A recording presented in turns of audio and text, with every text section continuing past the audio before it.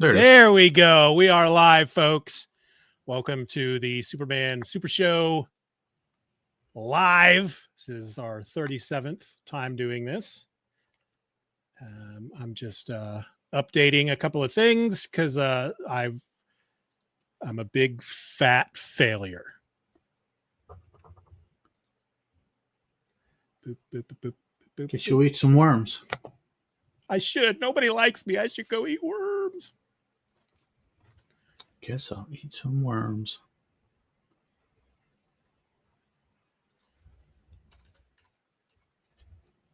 Okay, so this was... Whoa. I got two names on here that I haven't seen before in regard to... Creators. Yeah. Mm-hmm. Do. Lee Nowak, signed as Joe Shuster, and Ed Dobraka. Darn immigrants coming in and taking our jobs. Yep. I don't know where that came from. Good thing they're not around now. Trump would hunt them down.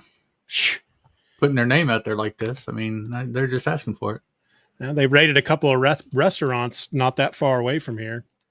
Oh, boy. There you go. Yesterday, maybe. I think they those took away 10 people or something. Horribly aggressive, violent immigrants. I know, right?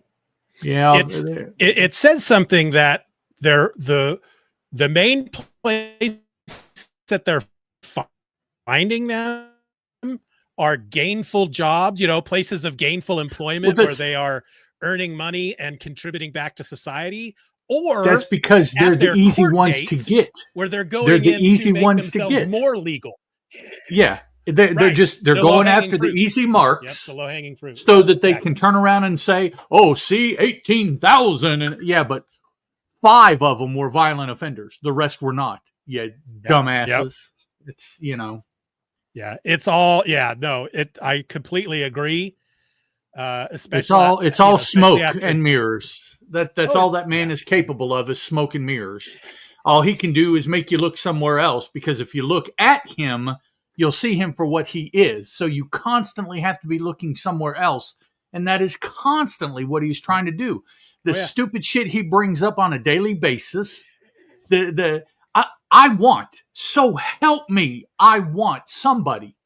in a news conference to stand up and say, Mr. President, you said that all 180 nations would have tariff agreements, and now they don't. How do you account for that? Yeah. Mr. President, you said this and that, and you did not do that. How do you account for that? But nobody is holding the motherfucker accountable for nothing. All the Republican cocksuckers in Congress are just lining up on their knees to suck his dick until he pops, and then they move to the next person. They're not doing anything to rein in the utter idiocy that this man is doing. None of them are. And so every single Republican in Congress is as complicit with what is going on as the president. They are equally responsible. Only slightly less responsible are all the FUD puckers that voted him into office right now. All of this is on them. All of it. Not that it's going to matter, because nobody gets fucking held accountable for anything nowadays. Nobody. Nope. And it's just, all you hear is, oh, well, this may be illegal. Oh, he's not supposed to do that. Right. Oh, and I'm like, look, will you fuckers quit mouthing off and do something about these things that you say are going on? Otherwise, shut up, because you're not doing anything productive. Yep. Nothing. Yeah, I don't need to see another tweet or whatever from someone that's, from a politician, from a Democrat, someone within power, someone who has power to do something. Oh, I don't think he can do that. This is illegal. Someone should do something. But isn't that you? Aren't you the one that's supposed to do exactly? Something? Isn't that your job, bitch? Yeah. It's just, it's so frustrating to see that. And it's like, look, obviously it's not illegal, or somebody with any modicum of balls would put a stop to it. So it must not be illegal. Yeah. There you go. So you're lying when you say it's illegal, or you're a fucking pussy and need to shut up anyways. One or the other. Oh. 3.5 more years of this bullshit at least, unless he finagles a way to stay in power, which I'm fully expecting him to do. Oh, yeah, totally. Just like word just came out of changes in a South American country, I don't know, Brazil maybe, where the legislature has made changes that now allow the president to stay in power indefinitely. As long as he wants to stay, he can stay in power. Yeah. And with the way shit goes in Washington, these ballless Republicans will do that very same thing, without a doubt. 2 or 3 little tokens will say, oh, no, I object. And they'll go to the other side of the aisle when they vote. Yep. But when it comes down to it, enough won't do it. Vance will cast the deciding vote because he is the lead cocksucker. And so there you go. Whatever the president wants, he gets because nobody has the balls to stop it. Now, there are, I am sure, people in Congress who agree with everything he's doing. I don't doubt that at all. But I can't, for the life of me, believe that there are 50 people that agree with this bullshit that he's doing. No. I cannot agree. I do not believe that at all. No, I had started listening to a podcast recently. I haven't finished it, and now I can't remember what it's called. See if I can find it real quick. Poopity poopity poop poop poop. Because it was really quite interesting. And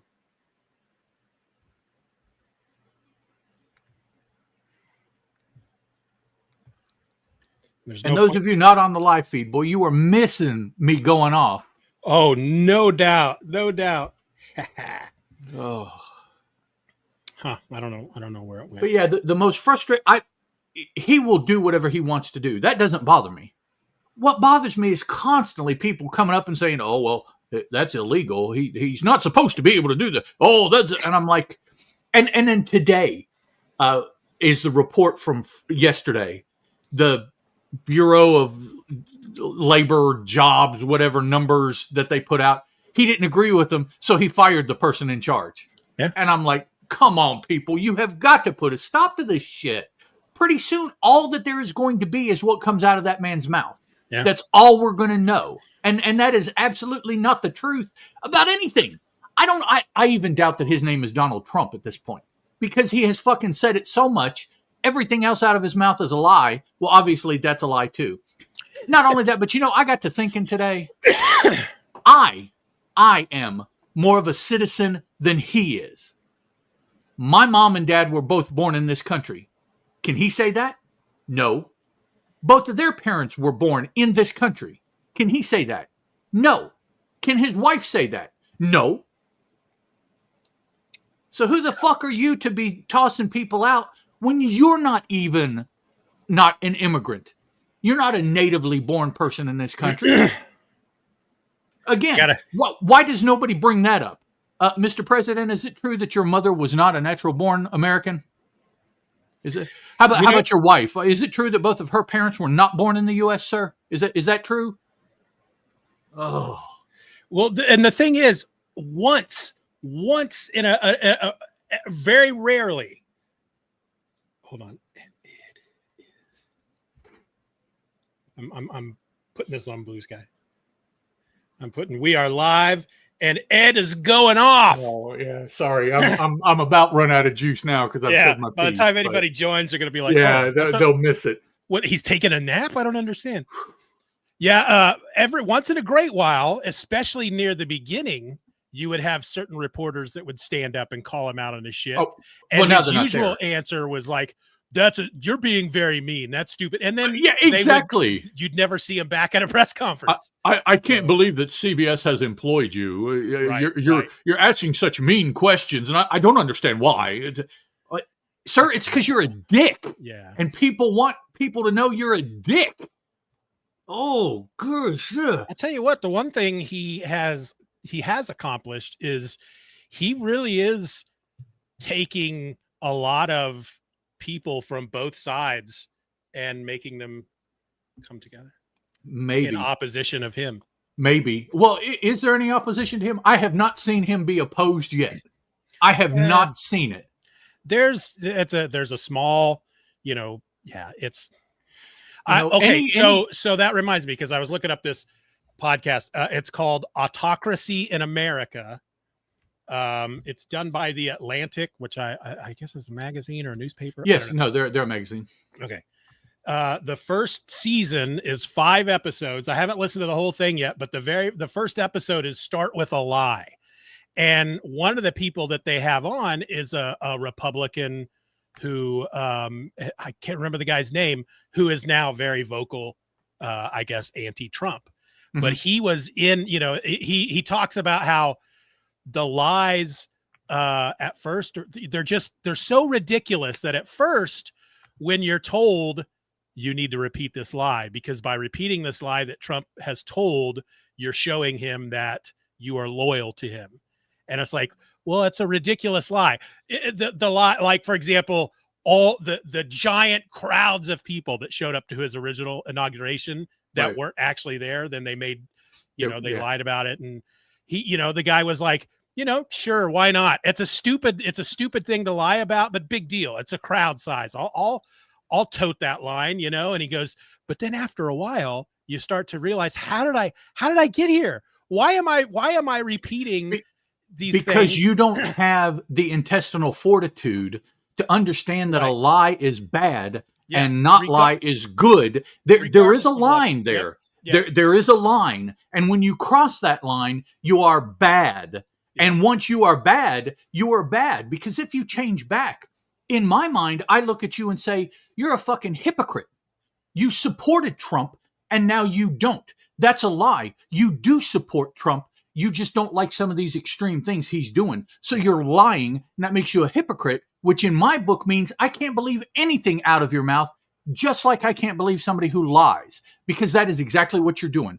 Yep. Lying is one thing, because once somebody starts lying, I can write them off. But somebody that's a hypocrite will start to say things that I like to hear. They're what I want to hear. But then I have to remember that, oh no, just last year, this is what you were saying, and now you have changed tunes. Oh, that's right, you're a hypocrite. That puts you on the bad side for me. That's, and just so that you know, as far as the political leanings of the Atlantic is a very left-leaning paper. Yeah. So they are very liberal. Just, I don't know if you interact with the Atlantic enough to know. I thought they were, but I looked up a little. There's a website that I go to called allsides.com. And I like them because what they will do is they will take big news articles, among other things that they do, but they'll post the news article. They'll post the news article as explored by a left-leaning reporter, a centrist reporter, and a right-leaning reporter. You'll have the headline, and then you'll have left, centrist, right, and you can click on it and read the absolutely different takes on this thing that airplane crashes in Japan, which you're like, how can you possibly put a lean? I mean, it's 237 people. What is there to how do you opinion that? Yeah. But then they'll have these, and you're like, wow, these people are just, even, I'll say, even the very far right leaning, it's like, oh man, you people are crazy. That's not what that said. That's not what that means. Yeah. So, but I like them because they have a big chart, and on the chart is, I don't know, 30 to 40, maybe more news organizations. And they have them categorized as very liberal, centrist, conservative, and very conservative. And it's just a rundown of the chart. And you just look down the chart and you find the organization that you're looking for. And this place is as neutral as I have been able to find, all sides. So I do trust when they say this news agency leans one way or the other. So I always refer to it if I'm wondering, oh, so-and-so has said this about the president. And the first thing I do is I'm like, okay, which way do they go? Because I don't want far at all, right or left. Yeah. Moderate left or right, maybe. But I'm more a centrist. I am like, as I'm getting older, I'm finding myself to be more like Ditko and Ayn Rand. There is good and there's everything else.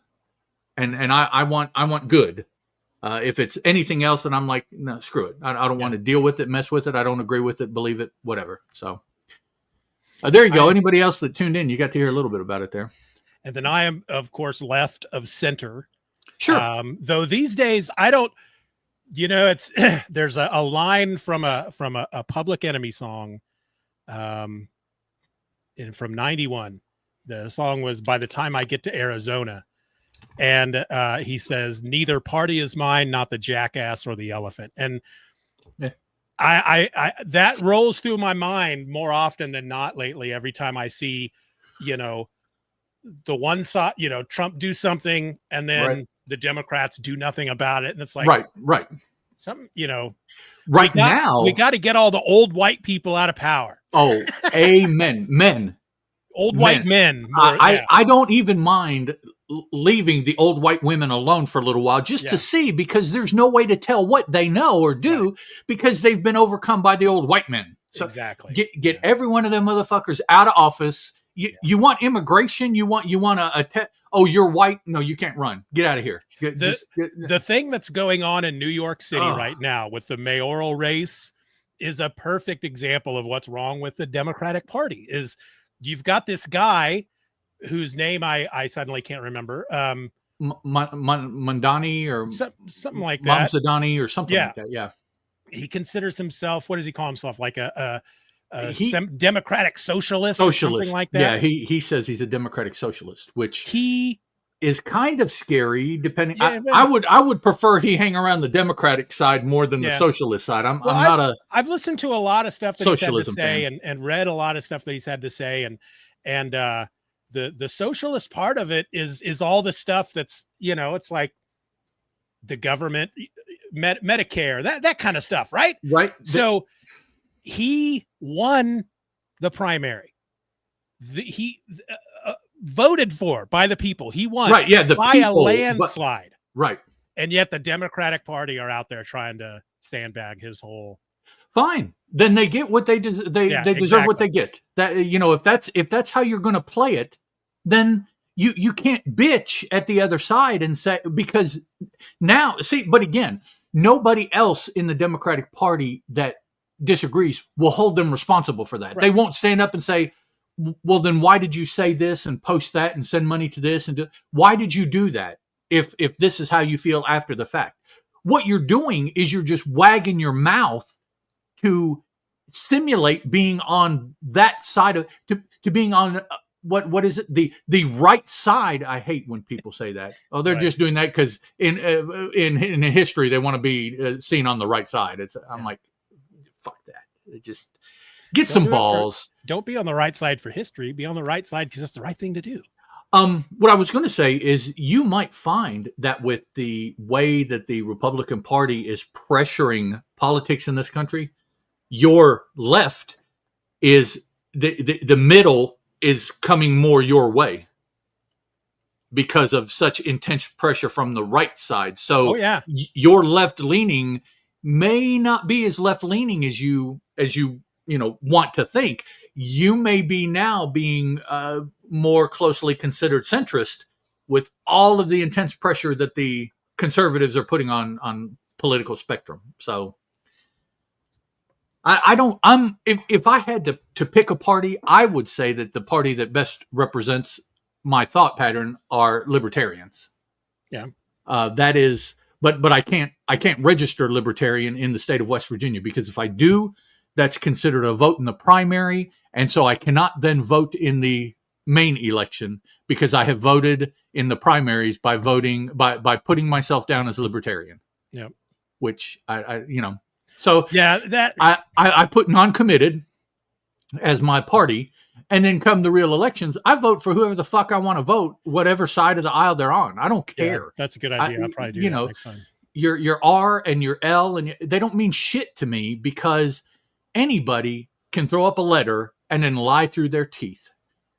Even though the people that I believe that I back, after hearing what they have to say, they can get in there and do whatever the hell they want. I mean, I realize that. And it's like, well, that one's on me. I helped put them there. So, there is no accountability in this world anymore. Look at Russia. Is anybody holding them accountable? No. Unfortunately, at this point, look at Israel. Is anybody holding them accountable? No. And it's just like, where did that world go that you had to be afraid of what you did because there were repercussions? And that is what helped people fly straight. That was the motivation to be a decent person, is that if you weren't, somebody was going to call you and very unfavorable things were going to happen to you. Yeah. It worked for hundreds of years. The thing is I keep telling myself what we need is a Star Trek First Contact moment, right? Zefram Cochrane goes into space with his warp drive. The Vulcans, they see him, they come down. Everything everything in society is great. I mean, I'm sure it happened overnight, but if you've ever seen the movie Star Trek Next Generation First Contact, that moment in their history, the Earth has gotten much worse than it is now before they get to that moment. So I'm like, oh crap, it's going to get much worse if we follow the Roddenberry doctrine. It's that is much worse where it gets better. I think that's just very romanticized. Oh, because totally. I think what you would have is people, particularly at the ends of the spectrum, you would have them dig in like motherfuckers. Yeah. And somehow what we just saw would be their fuel for, see, I told you.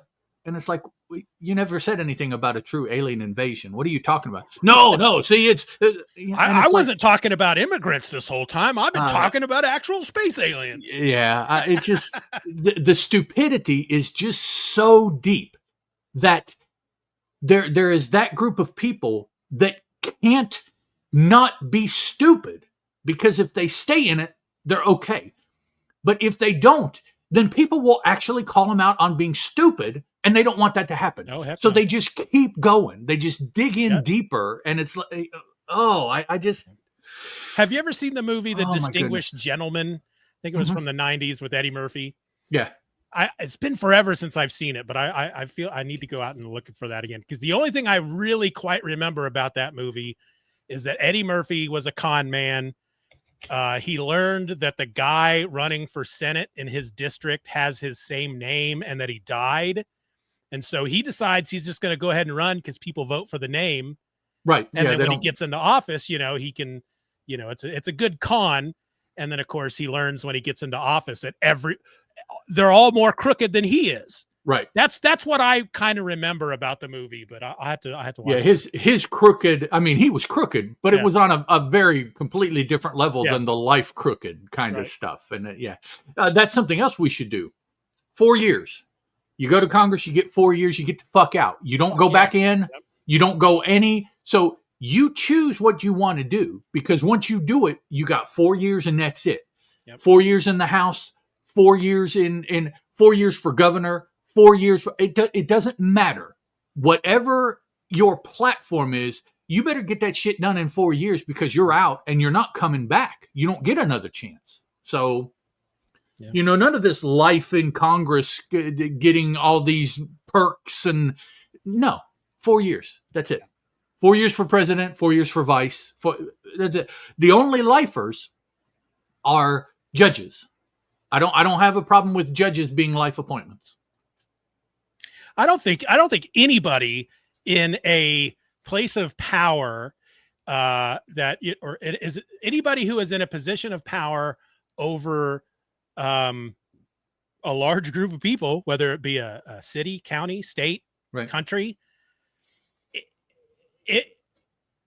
I don't think they should be there for a lifetime thing, only because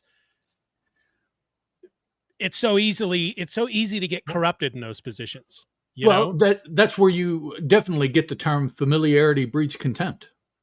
Yeah. You're familiar with the job, you're familiar with the demands, and you just become contemptuous of it. And it's like, whatever. I said, okay, whatever this. But now those people that do decide based on the written law, what is right and wrong, that's a lot tougher, I think, to sway them. And if they do corrupt, I think it's a lot more visible. I think you can see it a lot better than a senator who makes deals all the time that we never hear about. So we have no idea what true. they do. Nope. Yeah. So, okay. Let's record. I want to give a podcast recommendation real quick. Okay. Do you want to do it while we record, or actually, yeah, we can do it in the banter for recording. Yeah, we'll do that in the recording. The recording banta. Are speaking of recording? Are you recording? Yes, I have been. Yeah, it's working. Cool. All right, and we're looking at Action 38, right? Action 38. Yep. Yeah. Okay. All right. The following episode was recorded in front of a live streaming audience on Saturday, August the 2nd, 2025. You're listening to the Superman Super Show, episode number 89, Radio Control. Hello and welcome to the Superman Super Show. I'm a host. My name is Steven, and 1,000 miles over there to my right is another host, an angry host, Mr. Ed Moore. Hey, what's up? I don't think you're any more angry about the state of the country than I am. Probably not. I don't really say anything to anybody about it. Yeah. I have thoughts every day. So me and my girls and my wife, we talk about it a lot, and to the point that sometimes either one of us, my wife or I, will have to go, okay, that's it. I got to stop talking about it, or I'm going to murder everybody in this city. You know? Yeah. I mean, my wife pretty much sees what I do because we do the same things. We watch the same things, and we read and use the same sources for information and everything. So I can talk to her, but basically she is hearing herself whenever she hears me, because a lot of what I have to say are the exact same things she thinks or feels, or the things strike her the same way. She has the same thoughts about why, and so it's, I don't want to come at her necessarily with more of the potentially yucky feelings that she already has. That's not very cool for a husband. If I know that certainly isn't very cool to do to your spouse. So I try not to. I just hold it all in. I keep thinking about blogging about it or something. I don't know, but it's just, I've got plenty of time, 3.5 years still to go. And now I will say, okay, as much as I grief on Trump, there aren't that many positive things I have to say about Joe Biden's 4 years in office either. So it's not, this is a now thing.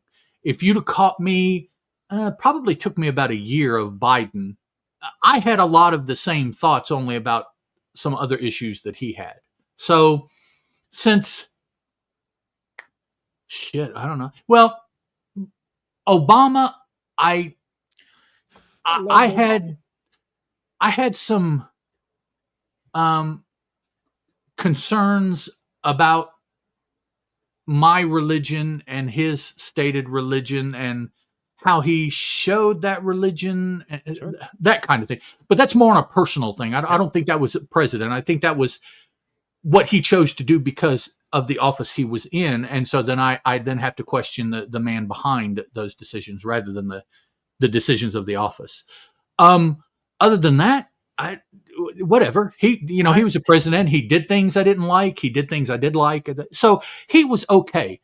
But some of this stuff really started going way out of my realm of comfort with Biden in one direction. And now Trump is like, I think saying about a former president, he did some things I like. He did some things I didn't like. He was okay. That's all we want from a president. Right? Yeah. You can't possibly agree with everything that they do in 4 years. If you do, I believe that the word is a sycophant. I think is what you are. If you agree with everything they do, it's like, that is exactly right. It's a fancy word for yes man. Yeah, come on. I mean, so brown noser. But yeah, I'm waiting. I think. Let me think a minute. Yeah, I'm waiting for Trump to do something that I like. I'm still waiting for that. Everything has been in the dislike, particularly his methodology. Maybe not what he says he wants to do, but the way he goes about it, exclusively has been like, nah, man, you can't You can't do that to people. So. I was okay. And I can't remember. Oh, back to President Obama. Obama. There have been times, since he served his terms, there have been times every now and then that I'll just kind of go, man, I miss Obama.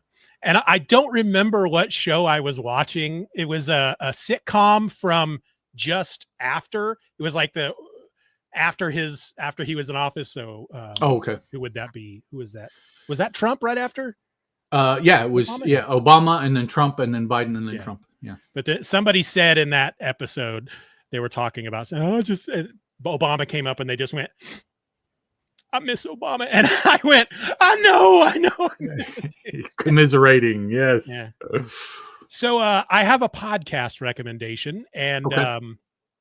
I think you know this about me, but if there's one thing folks should know about me is that when I'm always late to the game. It's very rare that I know about something before anybody else. That I'm the one going, here's an amazing thing for everyone to see. Why is nobody watching the show? So this is a podcast that's been around since 2019, and I just stumbled across it a few days ago. It is a comic book podcast. I haven't been listening to a lot of comic book podcasts recently. But I grabbed the first 2 episodes just to see. And you know me, I'll know within 5 minutes. Right. Hell, sometimes I know within 30 seconds. They'll be like, hello, and what? Nope. But don't like that. I can't listen to that for 35 minutes. Nope. Exactly. Nope. I couldn't stand that voice for 3 seconds. I'm not going to work for an hour and a half. Nothing personal, but I'm out. But I think somebody had posted about this on Blue Sky, and but it's called, it's probably in your queue, Wizards, the podcast guide to comics. Oh yeah. Yeah. I'm very familiar. They've been around. Yeah. Like you say, 2019, they've been around for quite a while. Yeah. They've got 113 main episodes. But for anybody who may not know, because I always, like I said, I joke about the fact that I always feel like I'm the last to know about stuff. But at the same time, I always feel, hey, if I had never heard of this podcast until a couple days ago, there's somebody else that, yes, absolutely. So it's called Wizards, the podcast guide to comics. It's an issue by issue exploration of the 1990s comic book industry through the pages of Wizard Magazine. Wizard Magazine. Yep. I loved Wizard Magazine. Okay.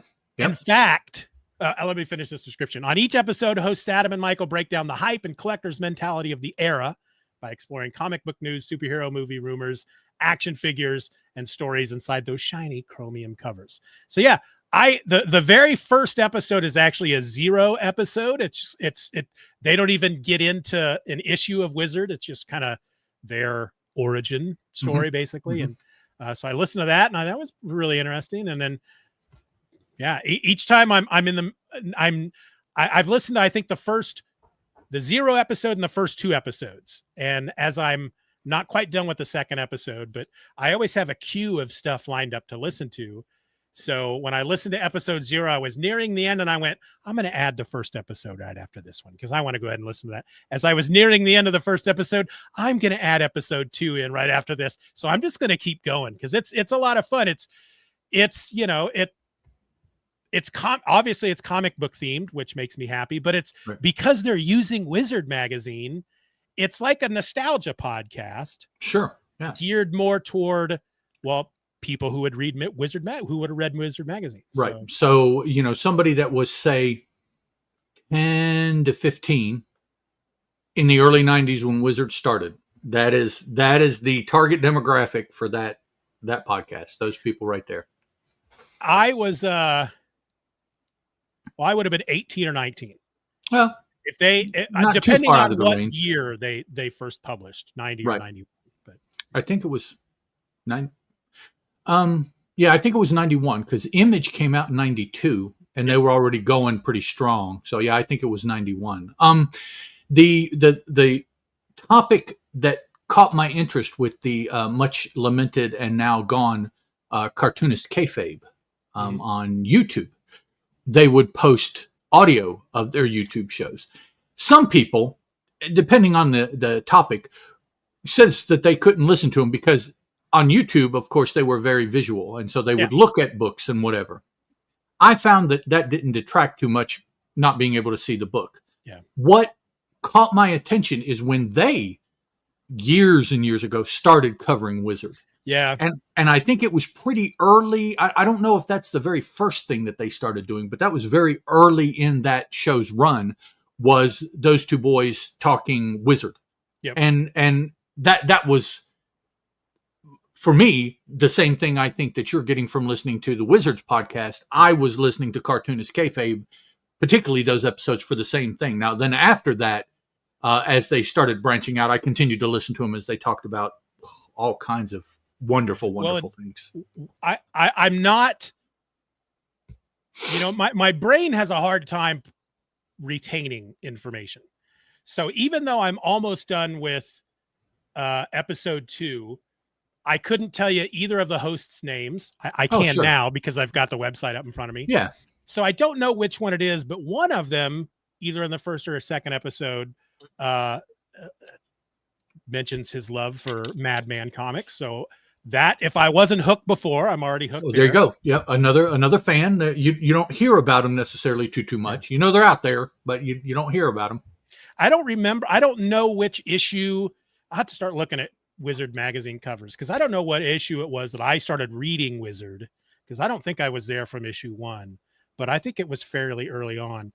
But I know I was still, do you remember when near the end, when they changed the publishing format, the size of the magazine, and it became an actual magazine size magazine? Right. Yeah. Yeah. I'm going to say claim to fame, because I don't know how else to say it, but I say that sarcastically. When that first issue came out of the new format, I had gone to their message boards, and I think I said something like, wow, it feels like a real magazine. And they printed that in the next issue. All right, there you go. I went home and I showed my mom. You were printed in Wizard. Yes. I said, look, that's me, Mom. I'm in a magazine. Yep. All right. Is there, what's up with you? Have you been going through the heat wave? We're finally out of it. Yeah. And just to add to the heat wave, I have been having issues for about a year. And the past couple weeks, I finally went to a doctor, and they indicate that I am a victim of psoriasis. And so it's all the time it's a skin condition that presents itself in a variety of ways. Mainly, it's a very discomfortable rash somewhere on your body, and it may take many forms. You can't see it all the way up to, if you have. Do you use something like that, a cream like that for it? Kind of, yeah. If you have the one called plaque psoriasis, your skin gets very scaly, and it if you scratch it, it like rips and tears the pieces of your skin. I mean, it gets really bad. So here it is, literally the past couple of weeks, sweating my balls off with my skin feeling like I've been dipped in acid. Now I'm just running around screaming, thinking that will put it out. So it's been like the heat came at a very inopportune time for me. Yeah. Well, my car does not have air conditioning. Oh, so yikes. I think it's an old car. Obviously, it's got it's getting near. I think it's got 275,000 miles, somewhere around there. It's a Honda. So I go in and I do the oil change when it's due every time, and that sucker's going to last me forever. But when I got it, because my previous car I just paid it off, got run into, got my insurance money, and did not want to make another car payment. So I just I think I bought one outright. Yeah, and so within a year, I take it in to get the AC recharged because it stopped blowing cold air. And the guy's like, oh no, your compressor's out. It's going to cost you about $1,800. And I'm like, I'm only supposed to be driving this car for a year. Of course, it's been like 5 years. Okay. Yeah. There you go. Yeah. But still, I'm sure $1,800 was probably a big chunk of change you paid for the car. Yeah. So it's like, I don't think I want to put that. Yeah. No. And you would think, well, yeah, if you're really cruising and you put the windows down, it's fucking blowing hot air is hot air. I don't care what you do. It's just here's the thing. When the car is in motion, that's the best time to be. That's the best time. Once you stop at like a stoplight, for example, not only are you getting all the heat from outdoors, you're getting the heat from the engine.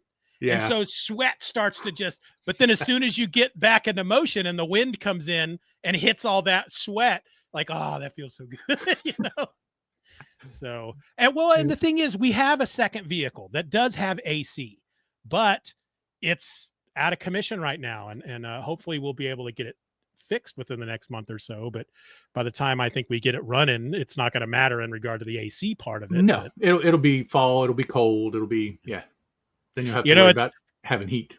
I was thinking the other day, speaking of money, the term people say all the time, financially, I live paycheck to paycheck. I think they say that like 99.9% of the people in the country live paycheck to paycheck. I realized the other day that I actually live day to day financially. If I go to bed at night and I still have a little money in my pocket, I feel pretty good. And I go, okay, 5 more days till the paycheck. Let's see if we can get through tomorrow. And that's just how I do it. I definitely have had those times. And I'm glad to say that not currently in the situation, but I am familiar with the choice days. Man, I need to put gas in the car, but I need to get some stuff for dinner. Yep. Which one can I do? Because I can only do one. That's when you start rummaging around through the cabinets to see if there's some stuff you can just put together, Something, because you have to put gas in the car because everything that you do relies on the car. And you're like, how can I think of something ahead of eating? That doesn't make it, but I've been there. I've been there for sure. All right. And the thing about the heat wave is you sit here and you think, oh God, I don't want to go out and mow the lawn in that heat. But at the same time, it's so hot, grass ain't growing. It gets so hot. It's just wilting. And it's like even the grass is like, fuck this. Yep. It's way too hot. It don't like the heat either. And you're like, okay, thank you. But then of course, as soon as the reason it starts to cool, it's happening now. The reason it's starting to cool down is because it's raining. And once the rain is done, the grass is like 5 feet high and it's like, shit. Yep. It's a little cooler for just long enough for the grass to just jump. Yeah. Yep. And you're like, fuck, now I have to cut it. Yeah. Yep. Yeah. All right, dude. First world problems. Right. Exactly. These are the kind of issues that millions of people come illegally into this country to face. These are the kind of issues they want. So everybody out there, keep that in mind. When you go through your bad, shitty days, just think there are millions of people that want to have your bad, shitty day. Yeah. So there's a little perspective check for you. Oh my God, I would love to be able to have to be faced with the option of going out and mowing the lawn when it's a little tall in the heat, in 90-degree heat. Yeah. Wow. It's like, okay, I'll shut up then. You're right. I shouldn't complain. That's I was going to say something. I can't remember what it was. Darn it. I've started keeping a note card. Okay. Because one of the things with my neurodivergent brain, we interrupt people a lot because if you're talking to someone who has ADHD or whatever, and you're telling them a story, an experience that I went out last night and I saw this fire and blah, blah, blah. And their response is, 2 years ago, I had almost a similar experience. Folks, they're just trying to make it all about them. But no, that's how we relate. We're connecting with you. Okay. But so as we're listening to people talk, just pop. Oh, I got to tell them about this. Got to tell them about. Right. And if we don't interrupt, there's a good chance we're going to forget about it. Right. It's gone. Yeah. it's a now or never kind of situation. So I'm going to keep this And so, and then you're instead like, of interrupting, hang on a sec. Okay. yeah. And then if there is a moment I can break in, I can go, is it, he talked about that like right 30 minutes ago. You'll I'm mark not them gonna off. bring- You're yeah. like, okay, I got that one in. Yeah, no, scratch that one out. That time's passed. I can't do that. Because at the time my brain is like, that's totally relevant. He's gonna want to hear that. But after 30 minutes, when you're looking back at it, you're like, nah. Yeah, I'm glad I didn't say that. He didn't need to hear that. Time's passed. That one won't hit good. That's okay. I do that all the time with social media. I start, especially angry ones. Okay. I get it all typed out, and then I look at it and go, I'm not going to send it. Oh, I'm always doing that stuff, and then what dawns on me is like, fuck, ain't nobody going to care. Yeah, delete. Exactly. I mean, it's like you have this long observation of, and it's like nobody's going to care. It's like you have a football field full of people who are all saying, "Look at me." Why do you think any of them are going to turn around and look at you when you say it? Yeah. You know? Well, I keep in mind, I firmly believe that the reason for social media is for people to pay attention to you. Good or bad. And so when I'm doing something, I'm like, is this worth people paying attention to me? I mean, is this really the kind of attention that okay, I'll get rid of it. Yeah. So plus two, here lately, I haven't really been posting on social media much at all because the only thing I have to say is about our political environment in this country. And I'm not going to change anybody's mind. And the people that agree with me aren't going to be interested. So it's like, well, then what's the point? I mean, there's no, so. Yeah, lately I'm trying to keep it silly. Yeah, I try to keep it comic book centric. Oh, look what I read, or I hear this is coming out, or stuff like that. Which I have been following closely. The Kickstarter that they have put together for your favorite artist, a hardcover edition of his art. Daniel Warren Johnson. Oh, okay. I was going to say, who do you think is my favorite? Right, yeah. Daniel Warren Johnson, because I got the name wrong the last time I no, that's right. Tried to be clever and show you that I remembered something about you, and I screwed up the name. So he's my current. Yeah, he's got a Kickstarter going right now where it's an art book of his, basically, is what it is. Yeah. Every time I see his art, whenever he puts sketches up online, he does a lot of Star Wars sketches. Mm-hmm. And every time I see a Star Wars sketch of him, I'm just like, why is he not doing a Star Wars book? Well, he just got, what did he just get? No, he's finishing up Transformers. Yeah, he's finishing up Transformers. I can't remember what he's going to next. I think he moved to something fairly big, though, is why he was leaving Transformers, I thought. I feel like And so probably it's just a case of, I don't know. He just hasn't hooked up with the right people to get Star Wars stuff done or maybe he's like, I kind of want to do these stories right now. Right. It's for fun. I don't want to do it for real because then that'll be, I don't want that kind of pressure, but I can do it for fun and just come up with a scene and draw a scene. Well, I think he did put out online like a 10-page like fan fiction type of Star Wars story, like with X-Wings and junk. But yeah, his art, it's funny because I'm not comparing him to Rob Liefeld at all, but encountering Rob Liefeld for the first time in the 90s, you felt a sense of movement and action. Oh, it was different. And frenetic energy. You just felt like the artwork was coming off the page. That's what I feel like with Daniel Warren Johnson. He's just got this style about him that you just feel like the stuff's actually moving and could jump off the page. Rob's art was extreme, like his personality. And unfortunately, over time, his art has changed, has matured a little bit, but his personality has not. He is just as out and extreme and braggadocious as I'm sure he was then, but nobody asked then. Now he has a forum where sycophants knee down to him and listen to all of his stuff. True or not, it's like Rob. I mean, I have found that people who tend to get famous, and I'll use quotes for famous in their industry and whatever they're doing, whether they're an actor or an artist or a musician, if they have, you use the word sycophants, especially if it happens at an early age when they haven't quite reached maturity, then they really don't mature because they have all these people around them that let them stay the same way, that don't call them out on their bullshit. And it's, if you see somebody who has reached a level like a, I don't know, famous person who has actually matured and whatnot, then that's a real person. But yeah, it's, I find that quite often that, you know, Kevin Smith, for example, he's just as vulgar and you know, as he always has been.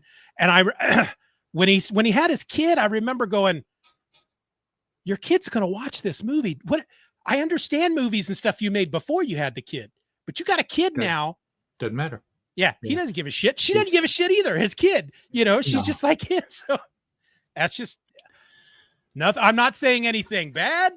Not saying anything good. That observational. Yeah.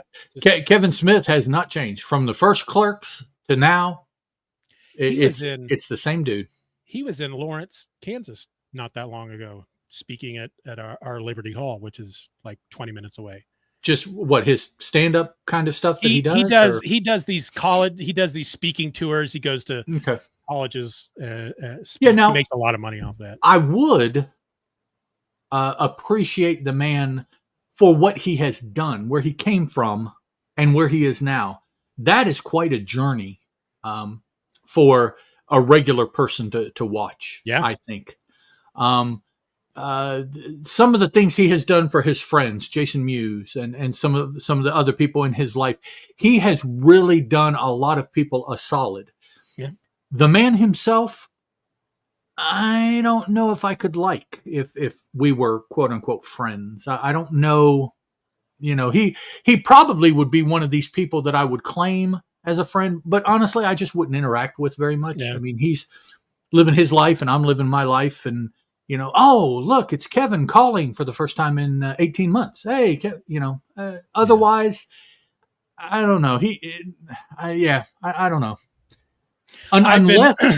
Unless the stuff he puts into public is different from the way that he personally is during his alone time, which could be. He could be putting on something for the public that he's not. So, I mean, I can believe that. Well, especially because it's so extreme. It's like, I just couldn't imagine being that way. Yeah. Doesn't your wife slap you like on a daily basis? Because I mean, you know, my wife would slap me on a daily basis if I was doing insane shit like that. So, I mean, well, especially since now he smokes weed. So you got to think when he's just sitting around smoking weed, he gave that up. Did he? Oh, about 2 years ago, he gave that up after his heart attack. Yeah. Gave it up. Exercising, eating better, all of this kind of stuff. So he says, now you can tell that looking at pictures that he did drop a lot of weight. He did something to, you know, he could have been deathly ill and lost that weight for all we know. I mean, there's no way to tell.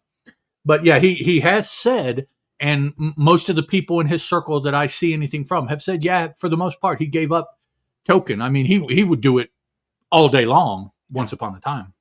Well, and the funny thing about that is, because, you know, of course, Jay and Silent Bob, they deal weed. That's what that's their job. They're weed dealers. But it wasn't until he made that movie, Zach, and I've never seen this one. Zach and Mary Porno, right? With Seth Rogen, who is of course, that's when he exactly. Yeah. So he had this persona for a long time of being a pot smoker, but that was in the movie. Yeah, that was in the movies. Exactly. Was, you know. Yeah. But then he met somebody in real life that was like that, and he's like, "Oh, in real life, I can be like, living in California, you can be like that." Yeah. And I think it was even Seth Rogen that was like, "Dude, I can't wait for us to get on this movie and we can get high together." And well, I don't get high, really. I just assume because Jay and Silent Bob. No, it's a part, man. It's called being an actor. It's, you know. Yeah, look it up, man. Maybe you should try it sometime. Well, see, the thing that I always wondered about, that I always thought was kind of uncool, was Kevin Smith taking that up after all of the battles that Jason Mewes had and got clean. And it's like, so you're clean, staying straight edge, and your best friend is Kevin Smith, man, that has got to be hard. Yeah. That woof. You know, and it wasn't just Kevin Smith in Lawrence a few weeks ago. Jason Mewes was with him. And sure. My son's roommate and another friend of his met him both at a restaurant because they work at this restaurant, and Kevin Smith and they just stopped. Stop there to eat. Our downtown Lawrence area is like just this. It's a shopping district. It's a quaint shopping district. Right. And so it's like anybody who's famous who comes to Lawrence, they go downtown, they go shopping. Right. They got to do it there because that's where we got a lot of weird, unique kind of shops. It's not Walmart, Burger King. Right. It's independently owned small mom and pops. Yeah. So he was in and out a lot of stores downtown and stuff. And cool. It's cool that he came to do one thing, but ended up spending some of his money there and doing things and making himself available to the public to some extent. I mean, if stuff like that, I would want to go up to him and say, "Hey, I'm gonna be cool, but I know you're Kevin Smith, man. Good to meet you." And then just, I wouldn't want to make a big, because they need their time. Yeah. If they want me to act like that, then I pay for it and I stand in line at the venue and do all that.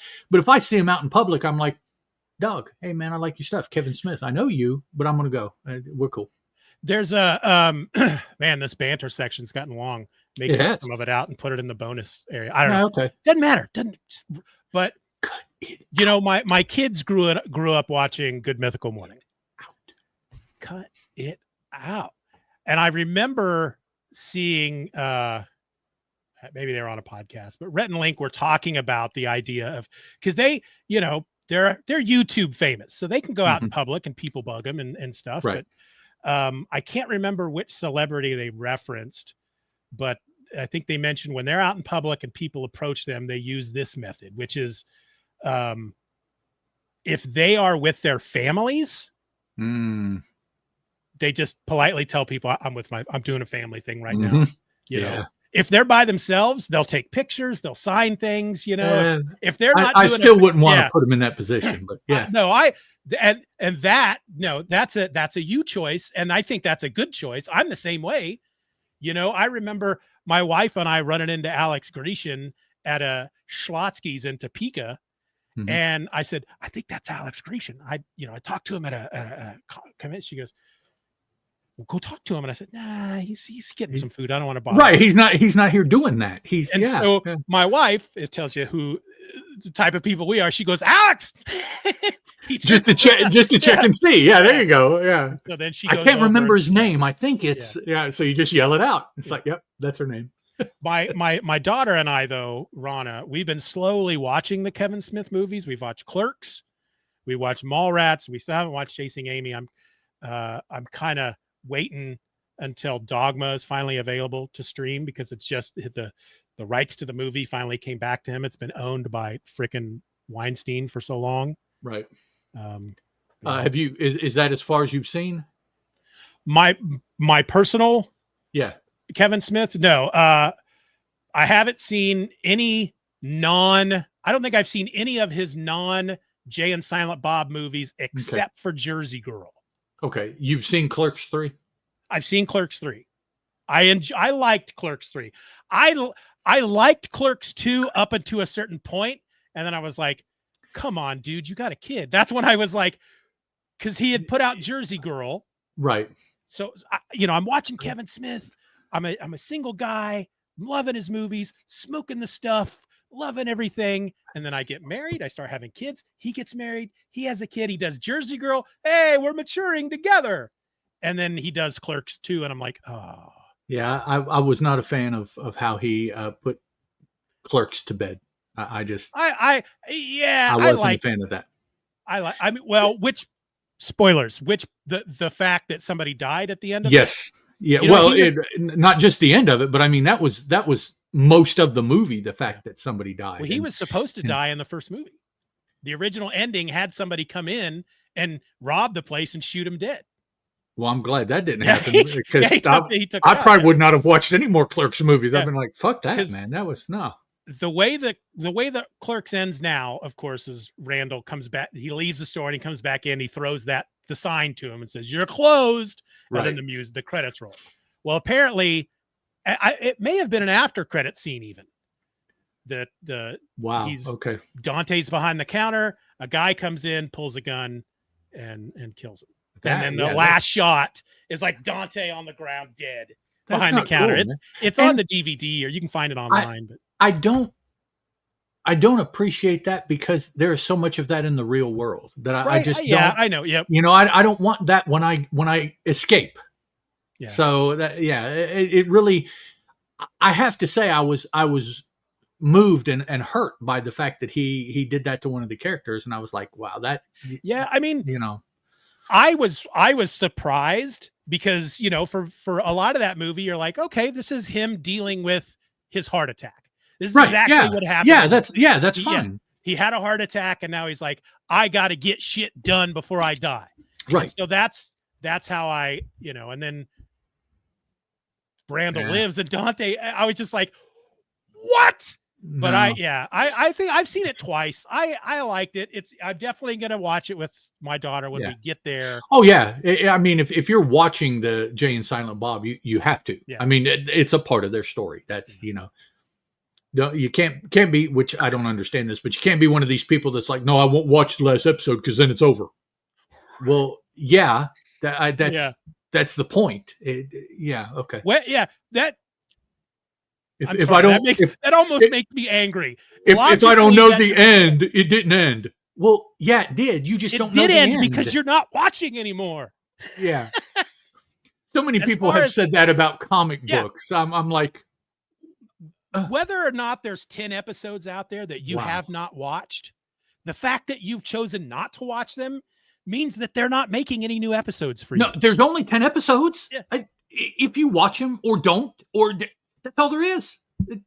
It did end, and you don't know how it ended, but it did end. Yeah, logically, that makes me angry. Wait, whatever. I'm like, okay, you do. I've seen those 10 episodes, and they were very good. But yeah, okay, that's. No, I don't want to watch it because then it'll be over.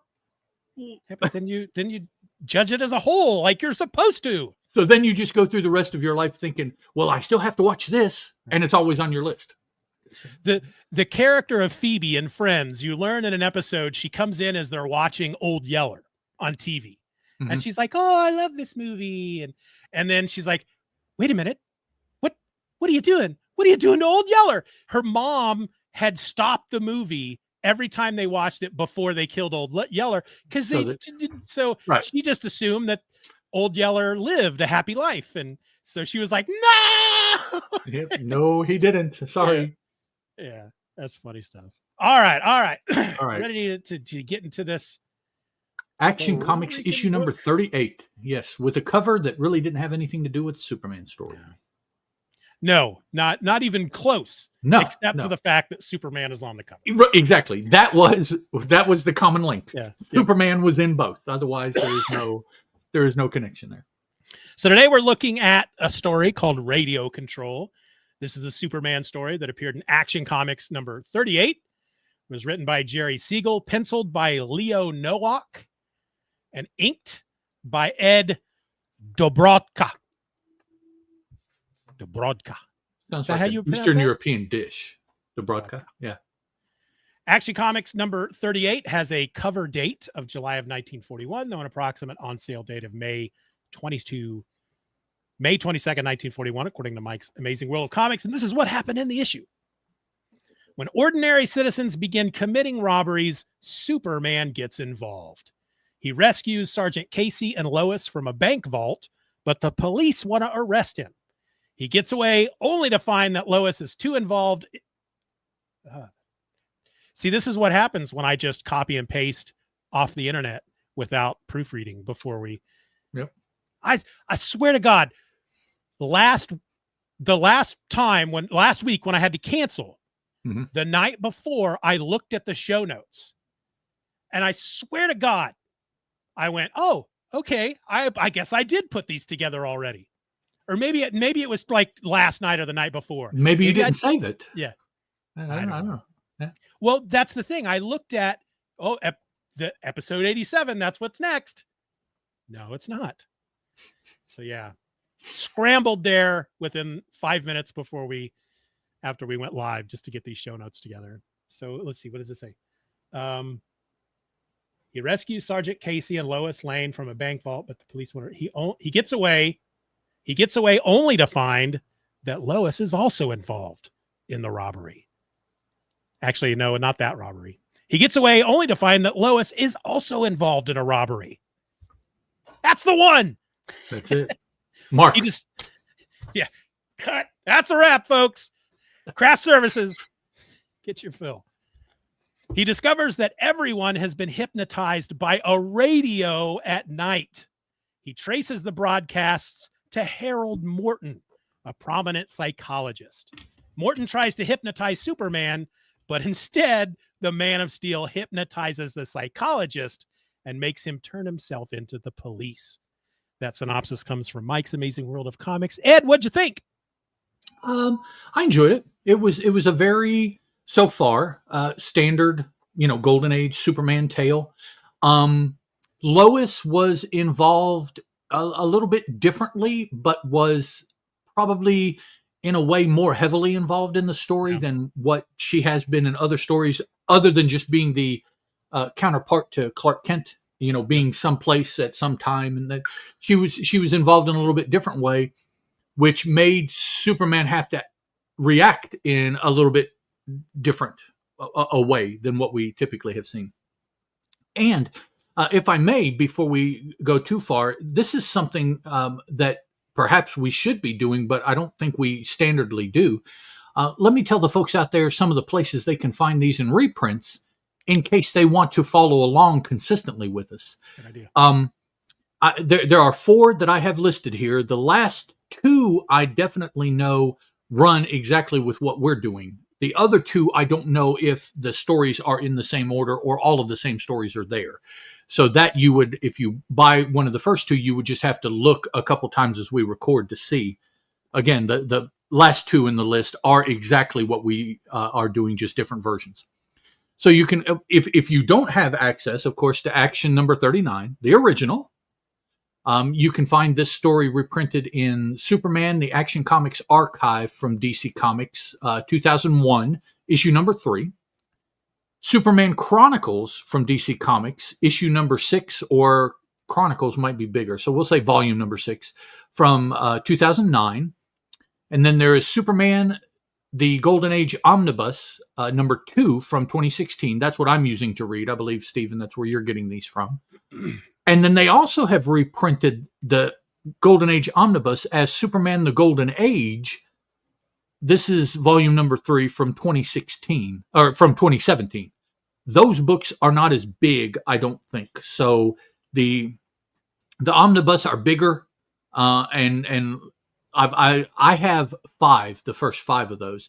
Those 5 in the Superman the Golden Age series are like 7 or 8 volumes. So they start to diverge a little bit because that second set doesn't have as many stories in it. So those 2 definitely, as we read Action, Superman, and now America's Best, or not America's Best. What is that one? World's Finest. Yeah, as we go through those 3 stories back and forth, they'll be, those last two will be in the same order as what we're doing. Again, those first 2, I don't know. You'll just have to look and see and compare. I don't have either one of those to compare, so I don't know exactly. But now, moving forward, the Golden Age Omnibus and the Golden Age just series, if you have one or either of those, you'll be able to follow in the same order. And when we get done with an episode, you'll know right where to pick up for the next time and everything like that. So for those of you that might want to read ahead. And I'm reading the not the omnibus, the other one. Oh, okay. Because it doesn't say omnibus. I'm reading it digitally. It doesn't say omnibus in the title, so I'm assuming it's the. Oh yeah, it might be. Okay, yeah, you're right. I am too. I thought it was the omnibus that I had digitally. But and if you read digitally, you can also get these, of course, through Comixology. Do they have these early actions? Yes. Yeah, you get the collections, and then you can get them as single issues. But, for example, if you go out like on Comixology and you get Action Comics number 38, all you're getting is the Superman story. You're not getting any of the other stories in there because in Action Comics. Okay.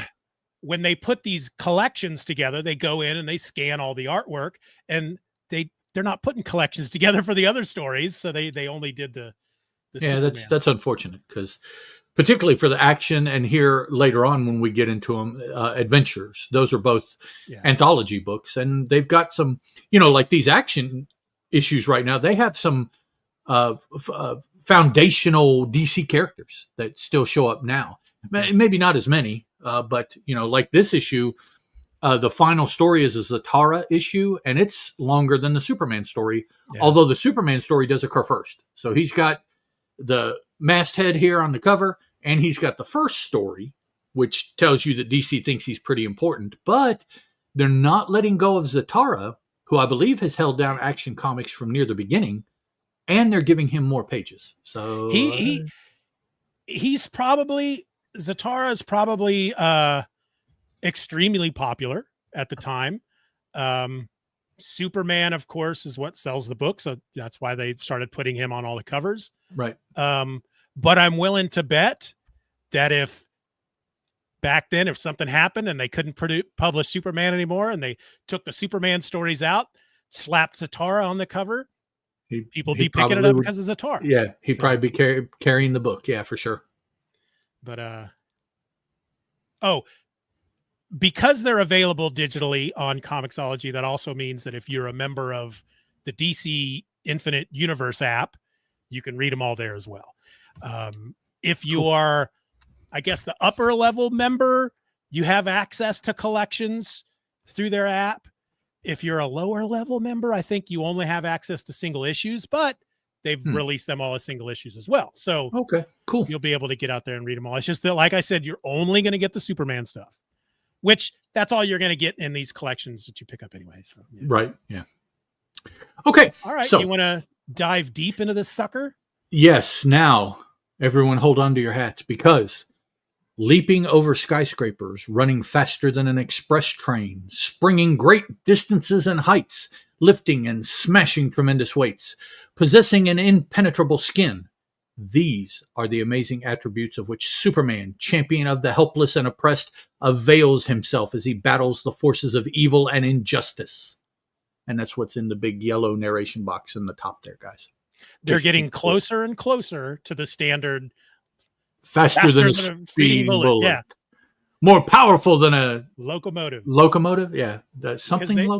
Yeah. Yeah. They faster than a speeding bullet, more powerful than a locomotive, able to leap tall buildings in a single bound. Yes. They have two of those three things in this description. So, we open with Clark. He's at a jewelry store, and is there just in time as the mailman, of all things, holds the place up.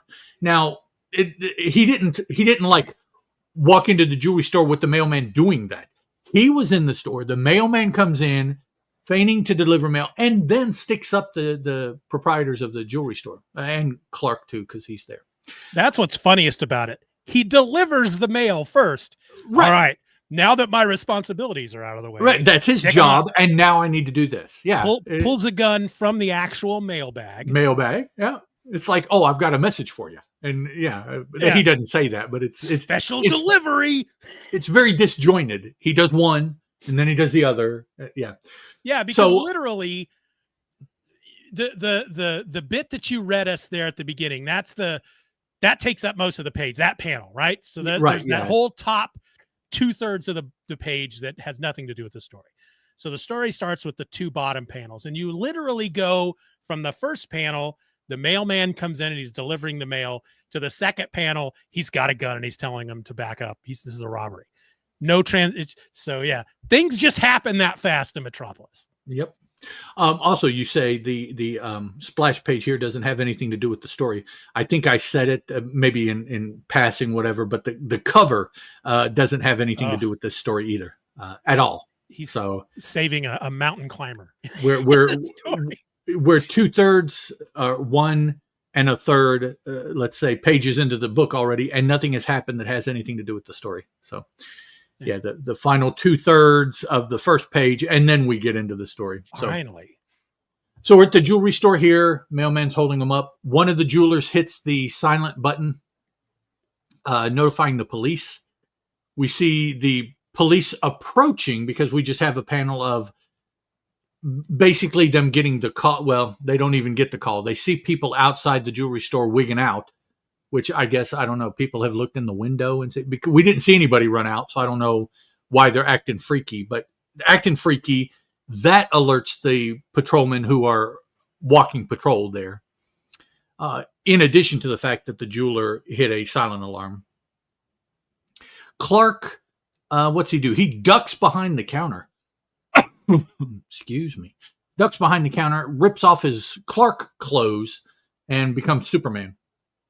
But before he can finish, the mailman takes the jewelry, I guess is what he wanted, in his mail sack, runs out.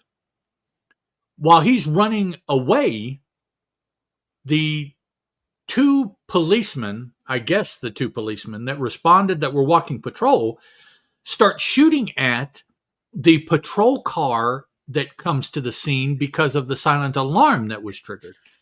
Now, the two officers on foot patrol, when we saw them, they didn't necessarily give any indication that this was going to be their reaction. We need to go hold everybody off while, no. So rather disjointed there. And it's interesting in that the way that the panel layout is, those two panels are exactly above each other. So you can actually just move from one to the other and see that the reaction is kind of odd. Wonder what all the excitement is. I'm sure I don't know. And what's more, I don't care. So they have already been influenced by what's going to go on in the story. So you already know something is odd. I don't care. Not many policemen will say that. And if they do, they'll only say it once and they won't be policemen anymore, really. So the scene outside, patrol car comes up. Foot patrolmen are shooting at the police car. Mailman is running away. Superman comes out now and he crushes the pistols that the foot patrolmen have. The mailman, is it the mailman? Yeah, the mailman's jumped in his truck and he's getting away, running people over in the crowd and all this kind of stuff. Superman runs after him, grabs the truck. He does the standard hold it up and shake it until he shakes the mailman out. That's a you don't necessarily see it in comic books. That's more a cartoony gag to me, like a moving cartoon. You'll see stuff like that. So now the patrol car has stopped. The two foot patrolmen are under arrest. The mailman is handed to Sergeant Casey. So Casey responded in the patrol car. Superman handing him over. All of the officers are talking to each other. They're like, "What the hell were you doing shooting at me?" "Oh, I don't know what I was doing." "What do you mean shooting at you?" So again, you see something is up because now they don't necessarily understand what they were doing, or they have forgotten what they did, or something like that. They seem to remember. They just don't know why. And the one guy even says it seemed somehow the logical thing to do. They're just in. It's like, I know that I shot at you. It seemed like at the time the right thing to do, but I don't know why I did it. Radio dispatch causes Sergeant Casey to change his plans. So I guess they threw him in the back of the car because there's only one car, because now they've gotten a call for another alarm at a local bank. Does it tell us? Metropolis Bank. I guess that's the only bank in town. I don't know. Probably. Superman also hears the police broadcast from the radio, so he heads that way as well. We get to the bank. Lois is there. Don't know why she's there. I guess maybe she was just doing some banking, or just coincidentally. She showed up on the previous page in that very last panel. She just comes running up. Yeah, we don't. I mean, she shouldn't have gotten word of the call.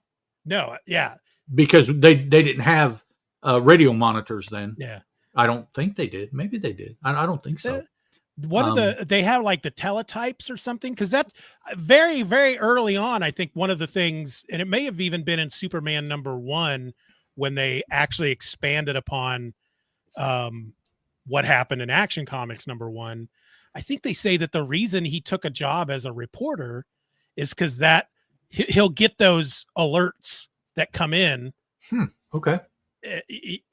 So I guess at that time they would give it out to the officers, and then they would immediately contact newspapers. I don't know. I don't know if they. Maybe there were people stationed at the police station that whose job was to to get that information and relay to the news agencies, maybe like over the wire or something. Yeah.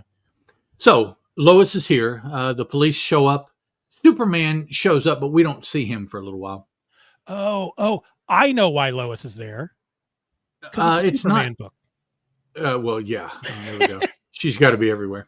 It's like it's magic. We don't have to explain it.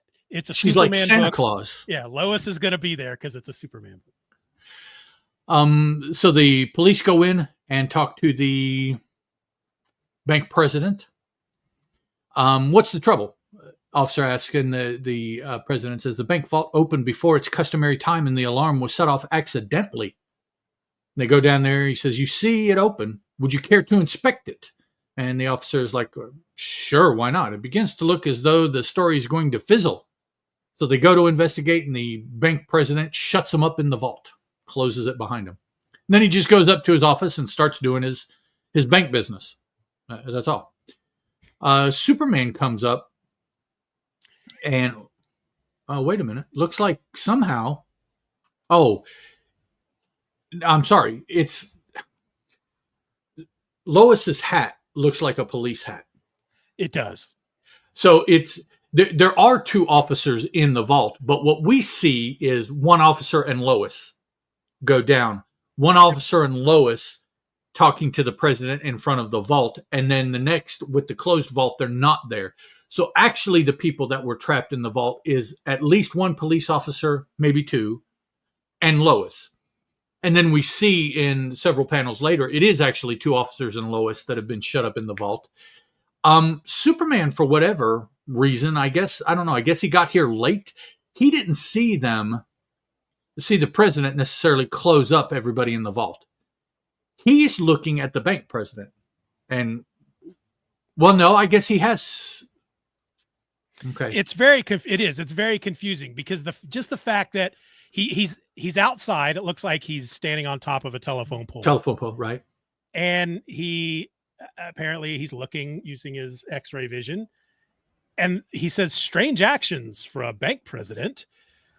Just seeing him sitting at his desk looking at his paperwork, that's not strange. So he had to see him put somebody in the vault, right? Yeah, which is even weirder that he's just standing here thinking, "Huh." I wonder why he closed him up in that vault. Yeah. I wonder rather than as soon as he saw that, heading out to, So, but it does say in the next panel, Superman's telescopic X-ray vision enables him to sight the tense scene within the vault. So that makes it seem as though he looked and saw that the president was acting weird sitting at his desk doing bank business. And then I guess he's looking around because he knows the officers and Lois went in the bank. Yeah. Looking around, sees that they're locked in the vault. I guess is what happened. These glass thingies on top of the telephone poles that the wires run through. Yeah. Do you know people collect those?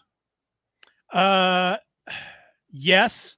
I don't think it's something that I have stored in my head, but once you mentioned it, I'm like, oh yeah, I've seen those. See, at flea markets and whatnot, and people, yeah. So I've always thought that was a curious thing to collect, globs of glass in particular shapes that were used for wire, both electrical and wireless and telegraph and telephone and everything like that to insulate them from. I don't know what they were for. I don't know what they did. Superman jumps to the president's office window and rips out the bars so that he can get in the window, and goes and confronts the bank president. Release those people in the bank vault before they die. Excuse me, you die. That'd be wow. Before they die. What in the world are you raving about? You must be mad. And the bank president calls the guards. Guards come in. They say, hands up. We've drawn down on you. Superman's like, well, go ahead and shoot me. You're just going to be wasting bullets. Yeah, you'll see. And so they do, and they bounce off his back. They shoot him in the back, no less, man. Because Superman's not budging. He's not turning around. He's not stopping. Whatever. So they just shoot him in the back. They are cops. Yeah, well, yeah, it doesn't. Yeah, but no, never mind. I won't say. He's a white man, so yeah. I was going to bring up color, but I'm like, no, I won't do that. That's too easy. So they don't stop anything. Superman grabs the president, drags him down to the vault, and he's like, "This vault, open this vault." And the guy's like, "No, I'm not going to open the vault. You're gonna rob it. I'm not going to help you." Superman's like, "Okay," and he just, I don't know what in the hell he does. Runs into it backwards.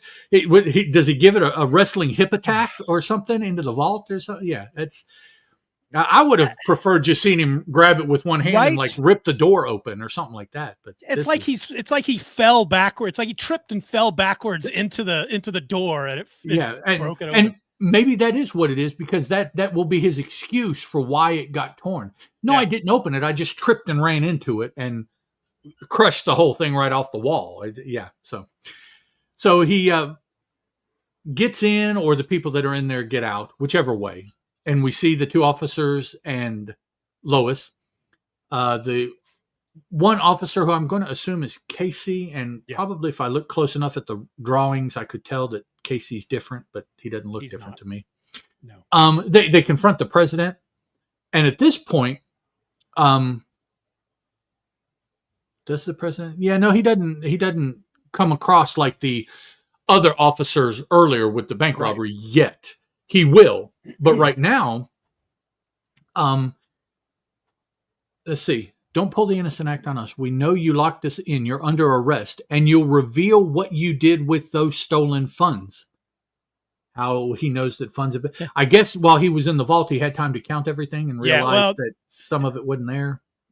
When they showed them in the vault, back up a page. When they show him in the vault here. Oh, it's been looted. Okay, safety deposit boxes are open, and they can see that it's a mess. Okay.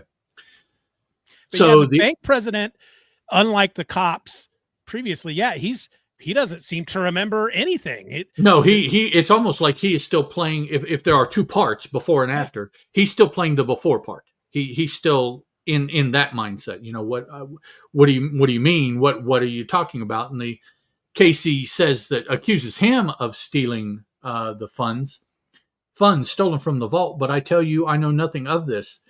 Lois says, just absent-minded. Mm-hmm. And immediately right after that, just absent-minded. Next panel is Superman going, well, I might as well be leaving.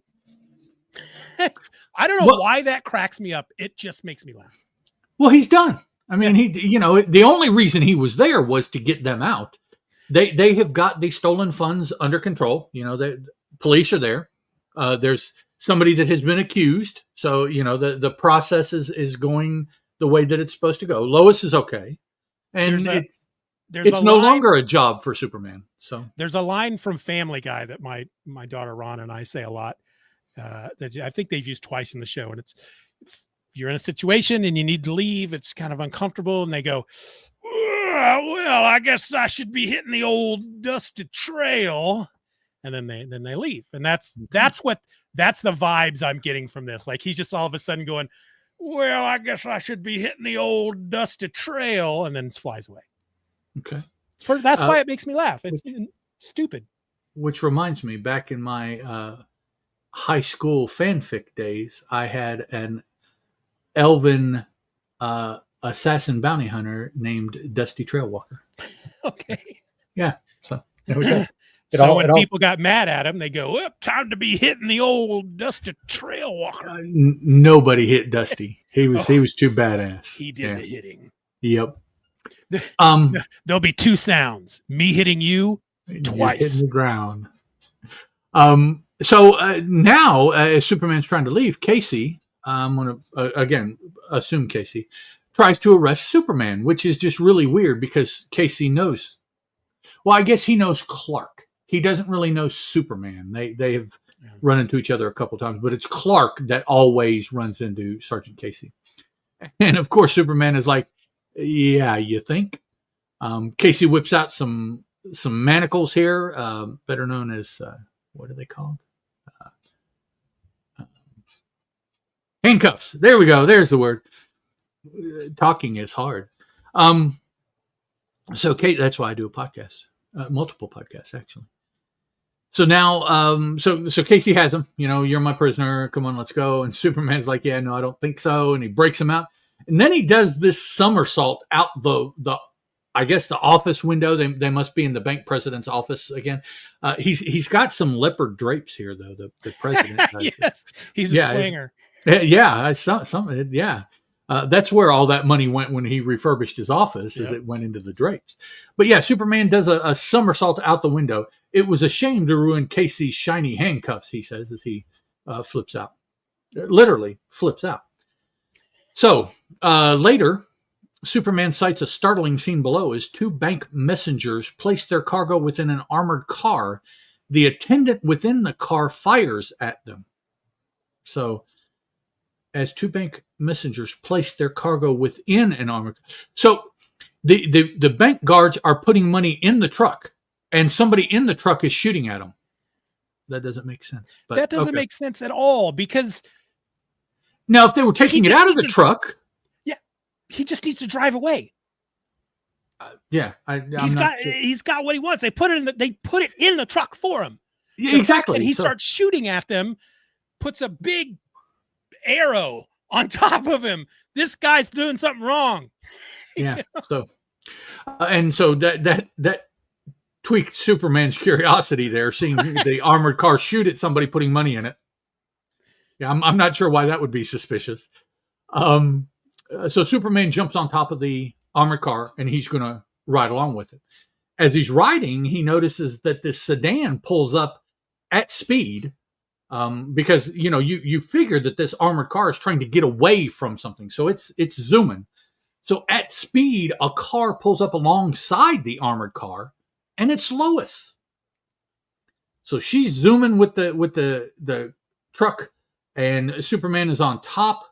The money that they stole by putting it in the armored car, I guess they subdued the guy that was shooting at him because he was like a good guy and they were the bad guy. So then they got in the truck. They took off. Lois pulled up alongside the truck. They threw the money that they had illegally, I guess, put in the truck. They threw it into her car. So now she speeds off, having gotten whatever package she was there to get. Okay, I was super, super confused about the guy in the truck shooting at the guys. For some reason, I was thinking the two guys that were putting the money into the back of the truck were just regular bank people. And the guy driving the truck is the robber. No, it's the other way around. Okay, that makes more sense. That's why I was like, why is he shooting at him? He's, But it doesn't make sense because if the guard in the truck is the good guy, let him put the money in the truck and, like you said, just take off. We're good. I solved this bank robbery. They put the money in my truck and I took off and I come back and here it is. That's why it's kind of weird that from inside the truck, the good guy is shooting at the bad guy. Because he still could have just, all right, I'm going to play it cool. As soon as that last bag hits the inside of the truck, I'm going to gun it. I'm a bad guy too. I'm the driver of the truck, or as they say in the Blues Brothers, driver of the Winnebago. That's one of my favorite movies. I know. It's been so long. I got to see it again. I dig that movie. I just watched it a couple weekends ago because it was on broadcast somewhere. That's an awesome movie. That's one of those that if you happen to be watching broadcast TV and you come across it, you got to stop and just it just finish stays watching there. From where it's at. Because anywhere is good because you remember up to wherever it is, and you're like, okay, now every weekend for like 2 years in college, I would go to a friend's room to watch movies because he had a VCR. And we'd either watch Blues Brothers, Monty Python's The Holy Grail, or The Princess Bride. Every Friday and Saturday night. One of those. Excellent choices. Yes, that was our weekends. If we were on campus, that's what we did. It was awesome. Needless to say, I know all three of those movies front and back, line by line. It just So my wife is so amused because just in the middle of something, I'll rattle off the next line, and she's like, "How do you do?" I'm like, "I have seen him so many times. It just Blues Brothers. Mhm. 2 people in a car. Right. Passenger turns to the driver and says, "I've always loved you." What scene's that? Who said it? "I've always loved you." The 2 Nazis. Oh yeah, as they're flying through the air, Illinois Nazis. That's right, in the Pinto. They drop. In the Pinto. I've always loved you. Something like that. I don't know if that's the exact line, but it's yes. Okay. Everything goes quiet. When you said that, the scene that came to mind was the interaction between Carrie Fisher and Jake under the auditorium there. But that's not. He dropped to his name to his knees and pulled his glasses down so she could be bedazzled by his eyes, and and then he kisses her and drops her. Let's go. Isn't that also where he's shouting all the various excuses? Plagues.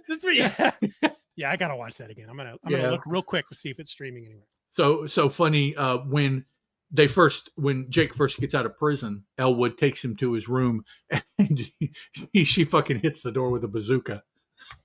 Yeah, completely, and they just get up and go on upstairs.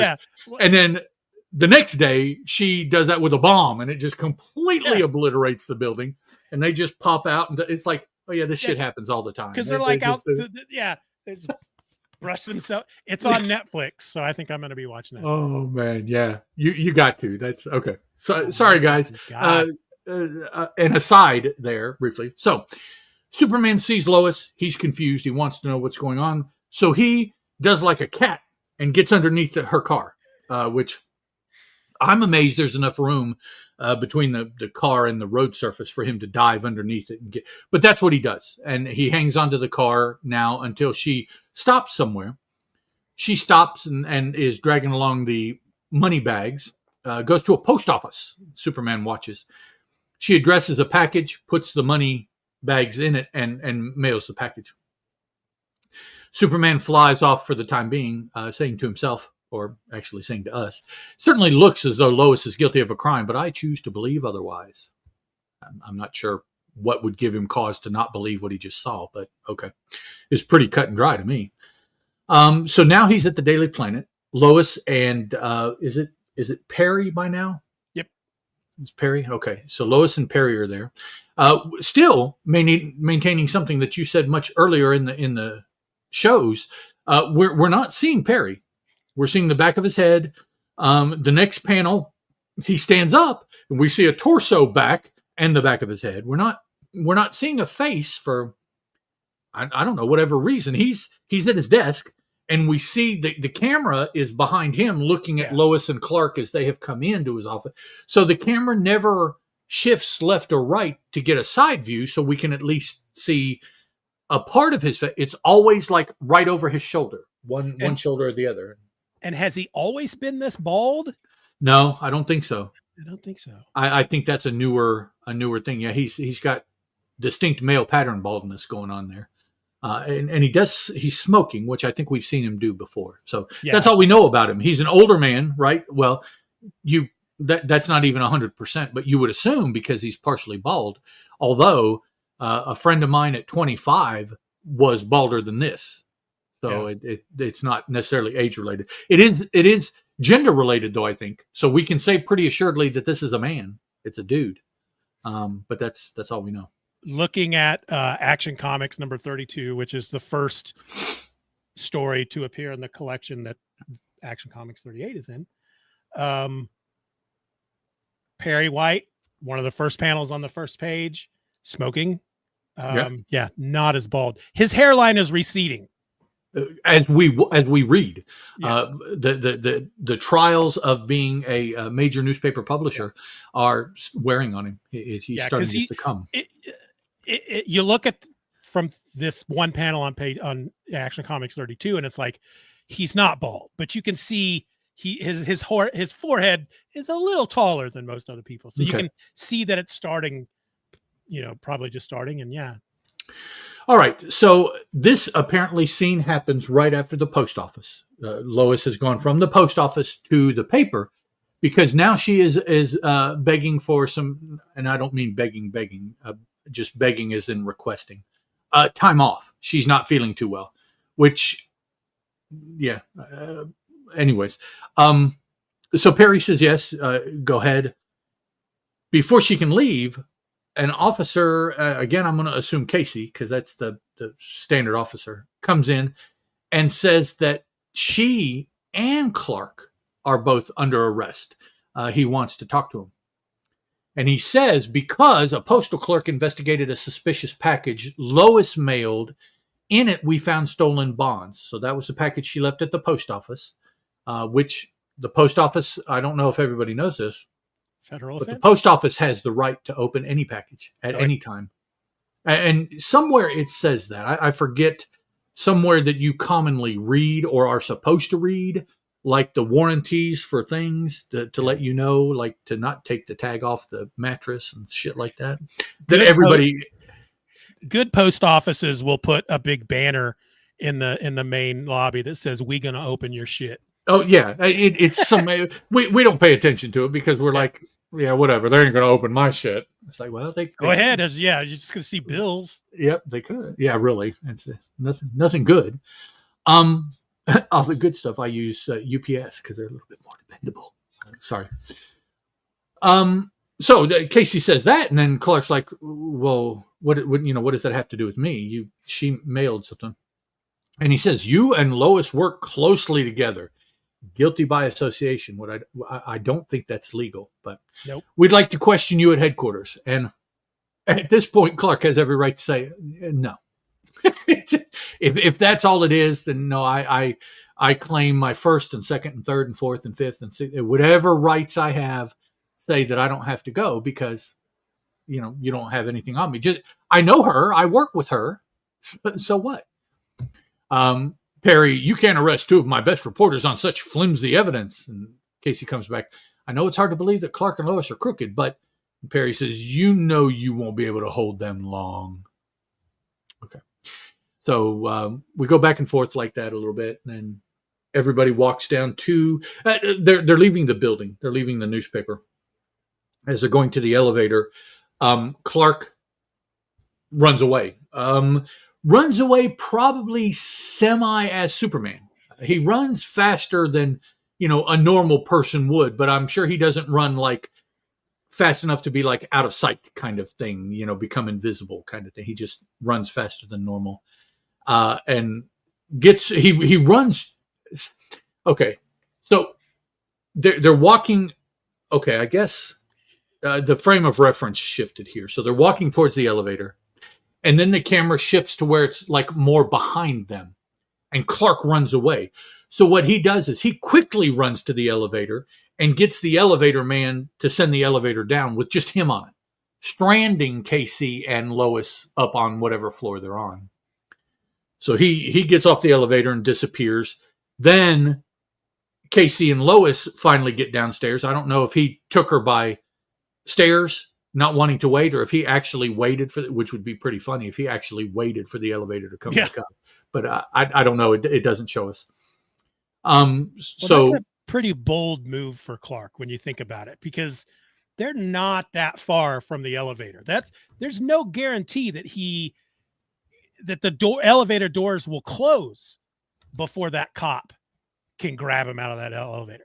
Right. Yeah. The elevator still is going to, and the elevator operator is still going to react normally, even though he's Supermaning it, so. So we catch up with Clark outside. He changes, and then minutes later, the Man of Tomorrow streaks in through the window of Lois's apartment. So he's starting to investigate. In my identity as Clark Kent, I'd be picked up by the law in a few minutes. So that's why he changes to Superman. Although having said that, he then flies to Lois's apartment, which he couldn't have flown as Clark Kent anyway. So it's like, well, I understand that Clark Kent is being looked for right now, so you don't want to look like Clark Kent. Okay. But to do what you're doing, you would have dropped your Clark Kent stuff anyways. Yeah. So, okay. If the police weren't after me, I'd stay in my Clark Kent guys. I'd get a cab. I'd take a leisurely drive over to Lois's. But since the cops are after me, I'll change into Superman and fly over. Pardon me a minute here. I just want you to know that as we're going through this, I originally started by page 2. I had written down my favorite panel. By page 4, that panel had changed. By page 6, that panel. So now I'm just making your favorite panel on every page. Well, I'm just listing panels that immediately, literally, by the moment I opened that page, immediately stood out to me because they look weird and funny. Okay. Sorry, I had to plug in the laptop that the StreamYard is actually on. Oh. Apparently, I had unplugged it in the process. But so Superman goes to investigate Lois's apartment because now he feels that Lois has been acting weird because she is being picked up by the police. Prior to this, he didn't think that she was acting weird enough to try to investigate. But now that she's been arrested, he's like, oh, yeah, okay, things are really weird now, so I need to check and see what I can find. So he goes and he's throwing her room all helter-skelter because he finds, let's see, he says a small dark box hidden behind the headboard of Lois's bed. Seems to be a radio-controlled apparatus. Okay. It doesn't look like that to me, but Superman then canvasses the homes of other reputable individuals suspected of crimes and discovers many duplicates of the black box. So this recent crime spree, as he's investigating all of the people that have been involved, he is finding more and more of these radio-controlled boxes hidden somewhere in their domiciles, whether it be house, apartment, train car, what have you, wherever they live. So he thinks there must be some connection between these radio receivers operated on an ultra high frequency and those crimes. But what? So what? He's zooming around town, and I guess he says a great electrical discharge emanating from below. So he must have heard something on some frequency that alerted him. Looking within an area covered by billboards atop a building, Superman sees radio towers hidden from view broadcasting messages to those electric boxes. So he's tracking down the radio waves, and he's tracked them down from the box to the antenna. So now he has to track down from the antenna to wherever the broadcast is coming from. So he's gone from receiver to antenna, and now he's going to broadcast location. Now to find the man who operates the secret broadcasting unit, and we have a Superman hanging on here. And then, just to really throw things off, the next panel, so it's Harold Morton of all people. Superman is hanging upside down now to look through this window. So the first one is just the normal kind of, it says he scales the side of the building, but we see the top of the building. So he must be scaling down the building rather than up in order to be in this position of this panel. And then as he's coming down, this is the window in question. He's decided to flip upside down on the ledge above the window and look in. And indeed, he sees Harold Morton, prominent psychologist and radio wizard, works over his apparatus, unaware of the Man of Steel's scrutiny. And Morton is giving commands to somebody. Return to normality and forget the entire occurrence altogether is the last part of the recording of his broadcast. But he does put a record on to continue play. This recording, repeated over and over tonight, should accomplish its purpose. Another banker will appropriate funds from me, entirely unaware of what he is doing. So now Superman's like, oh, so he's been hypnotizing them using these radios, and he busts in the window. The Morton of Morton Salt. No, yeah, I don't know that. That's just the only Ricky Morton, one half of the Rock and Roll Express. That's another Morton that I know. Do you know the Rock and Roll Express, Kevin? Kevin. Is it wrestlers? Yes, as a matter of fact. Yeah, I know the name.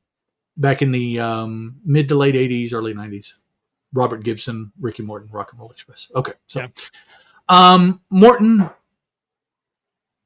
is he pulls some kind of fancy looking gun on Superman, and apparently it is a gun that can destroy a steel panel. Does he say how? And that's pellets. Does this? A super cooled carbon dioxide pellet is what it fires. And it doesn't have any effect on Superman, but can melt steel, apparently. So he shoots Superman and sees it doesn't do anything. And then just to make sure it's working right, he shoots a steel panel over next to him and sees that it does affect the steel panel. So he's like, oh, wow, so the gun is working right. You are just the one that's okay. And as far as destroying steel is concerned, why not try the good old-fashioned way with bare hands? So Superman reaches over to the wall that the dude has partially destroyed to finish destroying it to show that, I don't know, Superman's as strong as carbon pellets? I don't know what the point of that was. He continues to pelt Superman with these pellets for no good, and then decides that he's going to hypnotize Superman, and he holds up a mirror. And he tries to make Superman his slave, but Superman has super brains, and it doesn't have any effect on him. Superman gives him some, it gives him a paper to read here, apparently. He says, obey these instructions. Or no, he just tells him, I'm sorry. Superman hypnotizes him with the mirror, so is this the old thing where the rays come out of the person hypnotizing and the person holds up a mirror and the rays bounce back to the person hypnotizing and hypnotizes them? I don't know what the purpose of the mirror is, first of all. I don't know why it's there. Maybe I don't know. They don't explain the mirror in any way, but apparently Morton is going to use the mirror in some fashion to hypnotize Superman. It doesn't work. And so Superman hypnotizes Morton instead. Well, but the mirror is still in the panel. The mirror, the second panel. So he holds up the mirror in the first panel at the bottom of the page. Second panel, the mirror is falling. And then he's already hypnotized. That's true. So I suspect it had something to do with the mirror somehow, because Superman doesn't have that power.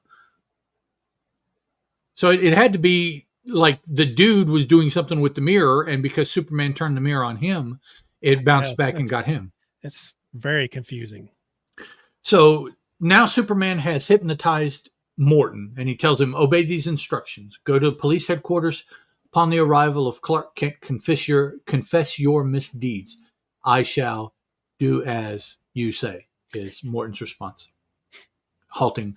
Because when you're hypnotized, you speak haltingly. That's right.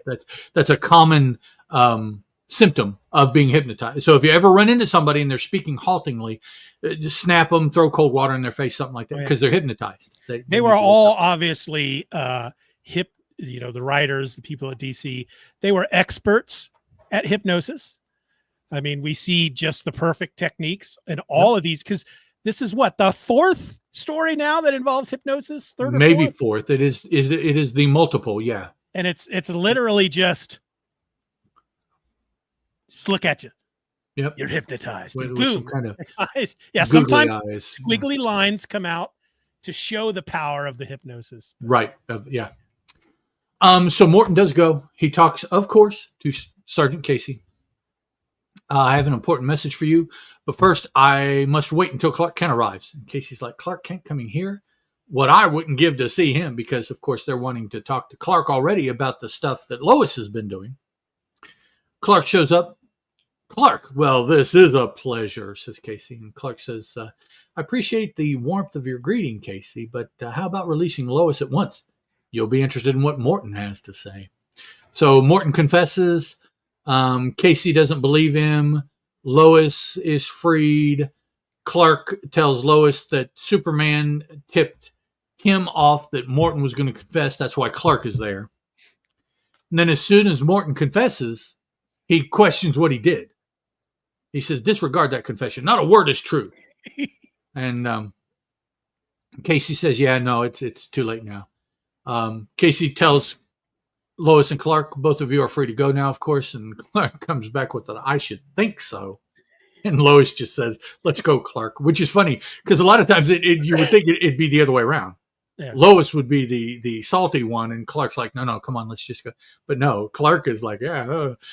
And then, wait, how come Superman took such an interest in the case? I guess this is Casey with miscolored hair. I guess that we'll talk about this artist here in a bit because I guess he just felt sorry for me, Clark says, as far as why Superman told him. And then the last panel here, Clark thinks that was a narrow squeeze, but one of these days I won't be able to summon up an alibi fast enough, and then they'll find out what I'm trying so hard to keep secret, that I am in reality Superman. And there we go. No, I beat you to the scoop, like a lot of the stories have been getting, or no drama. Ah ha ha at the end or anything like that. Very serious ending, because that would be the last thing that Clark would want to occur, is everybody to figure out he's Superman. Right. So let's talk about the art for a second. Yeah, I've seen better. Lee Nowak. Yeah, earlier we pointed out Perry White being balder in this issue than what we've seen. But then yet, if we go back to, where was that? But I will say, some of the art issues that I have noticed are an issue of coloring. I don't know if Nowak would have been responsible for that or not. I don't know how it was done at this time early on. But there were several confusions that typically they avoid just by different colorations of things, even though they look exactly like, you can track it by different colors. But here, there were several times that either the color got missed or it was just miscolored, and so it looked like something else. And so it led to confusion for me as a reader. Yeah. I mean, if you look at, let's go back to page 7. So here's where we see Perry very bald on page 7. Panel 6, he's even balder than in panel 7. And by balder, I mean Balder the Brave. And it did, to me, it looks, I don't know, because all the lines, the hairlines are on the back of his head. There's no hairlines on the top of his head. So you can't miscolor that, because. Right. But then when you get to page 8, the third panel, he has way more hair on top of his head. Oh yeah. And that, and he actually has the hairlines and everything. When we go to Sergeant Casey, there he is with hairlines on page 12. Yep. And then, first of all, he's a big dude. He's much big. I don't know. But that second to the last panel, I don't know. Maybe that's supposed to be Morton, the back of Morton's head. Well, it could be, because he has been bald the whole time. So maybe it is. Wait, how come Superman took such an interest in Clark? I don't know why he would ask that. I don't know why he would ask that either, but I don't know. Yeah, here on that page at the top left, you see Casey is almost completely bald at the top. Then the third panel, it looks like he has hair on the top. Yep. And then on the bottom page, the first left, he's got a widow's peak. So it's like, wow, poor Casey, is that shit's almost got to hurt because it's changing so quickly. So if that's Casey in the second to the last panel, then I could maybe only assume that when the artist, the penciler, drew that, it's obvious he's got hair and all the other, just that's the top of his head. It's just smooth and should be colored brown. I don't know. Yeah, I don't know. I don't know. Again, if the person who penciled it, inked it, and if both of those were, either of those were the colorist, or if that was a completely different person, I don't know the process right now. And I want to think that if someone was coloring, those people in the Golden Age would be known. And that is why so many of these Golden Age stories, they don't know who it is, because it's the artist and they just didn't claim it. Or it's the editor before it went to print and they just didn't want to claim it. Or so it's somebody that we already know and they're just not claiming that work.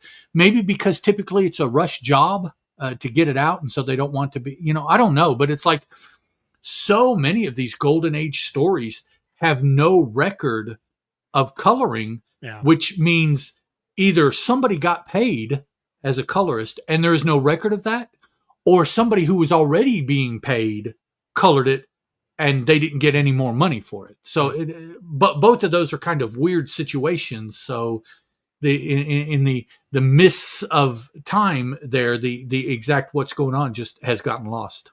Yeah, but with this, the thing is with this artist though, Lee Nowak. I think based on some panels throughout this story, and I made a list of them, I think what we're seeing here is a very, very talented artist who, because of the times, had a very short amount of time to put these stories together. Right. They were just grinding stuff out. So it was, some panels were going to suffer. But because we're on the very last page, the first one I want to point out, back to that second to the last panel, the look on Clark's face. Yes. That is I haven't seen Clark emote that way in a while. It's a very good, very a cartoonist type of, it's really good. It's a really good, and that makes me feel like, all right, well, this guy knows how to draw facial expressions. That already is a huge thing for an artist. Whereas every other page, so that tells me this guy's got some talent. So if we go all the way back, so page 2, panel 3. There we go. Page 2, panel 3. I wrote this down as my first favorite panel, just because of the attitude of these cops. Because when I first read this, I didn't realize that they had been hypnotized. And so here's just 2 cops that are like, I don't give a care. I don't give a crap. Hey, it looks like there's some commotion at the jewelry store. Somebody's robbing the place. I don't care. Let's just keep going. Page 4, panel 4. I jotted that down because I just found it funny that again, we don't know really. We got an idea at this point that there's something shady going on. But the fact that he would lock these people in his vault, and then the very next panel, he's just sitting at his desk shuffling through papers going, now about those accounts. Yeah, just another day. Page 6. Panel 4. I actually put on the note card, this is my favorite panel! ! This panel of him somersaulting out the window. When I read this a couple days ago, and I got to this page, my eye was immediately drawn to that panel, and my brain was like, "What in the hell is going on here? What is Superman doing?" And even reading it with context, it still doesn't make a lot of sense. And this would be a panel I would point to say, this is why I think this artist has talent, because he's doing stuff that some of the other artists wouldn't do. It's not enough for Superman to leap out the window. It's not enough for Superman to climb out the window. He's got a somersault out the window. And the fact that Superman, it just makes me feel like Superman is kind of a kid at heart. He's really enjoying having superpowers. And it's like, all right, guys, I gotta go. He can't be stopped. He can do whatever he wants. Yeah. And right now he wants to do a somersault out the window. And then, or actually a backflip, because if he's facing the window, he would backflip to get into this position. That's funny. Next page, panel 2. So this is when I start marking down panels that just, like the previous one, immediately drew my eye and without context made my brain go, what in the hell is going on? And that's one of these panels, just his legs sticking out from under the car. Now, of course, this isn't the first time he's done this. So right. You and I could infer what's going on, but I think if you just showed that panel to somebody with if you just open the book up and turn to this page, it's like, they ran over Superman, and that's let's see here, page 8, panel 5. Just the fact that Superman would suddenly just walking toward the elevator and then just suddenly run. I thought that was funny. And his hat matches his tie. Right? Yellow. You don't see that very often. There is a lot of yellow in this story. Yes. A lot of yellow being used. The next page, I put panel 5 on my list because I think this is a very clever use of space. We've got a comic book montage here, basically, of Superman searching these other apartments and these other houses. And so I just like how they compress that.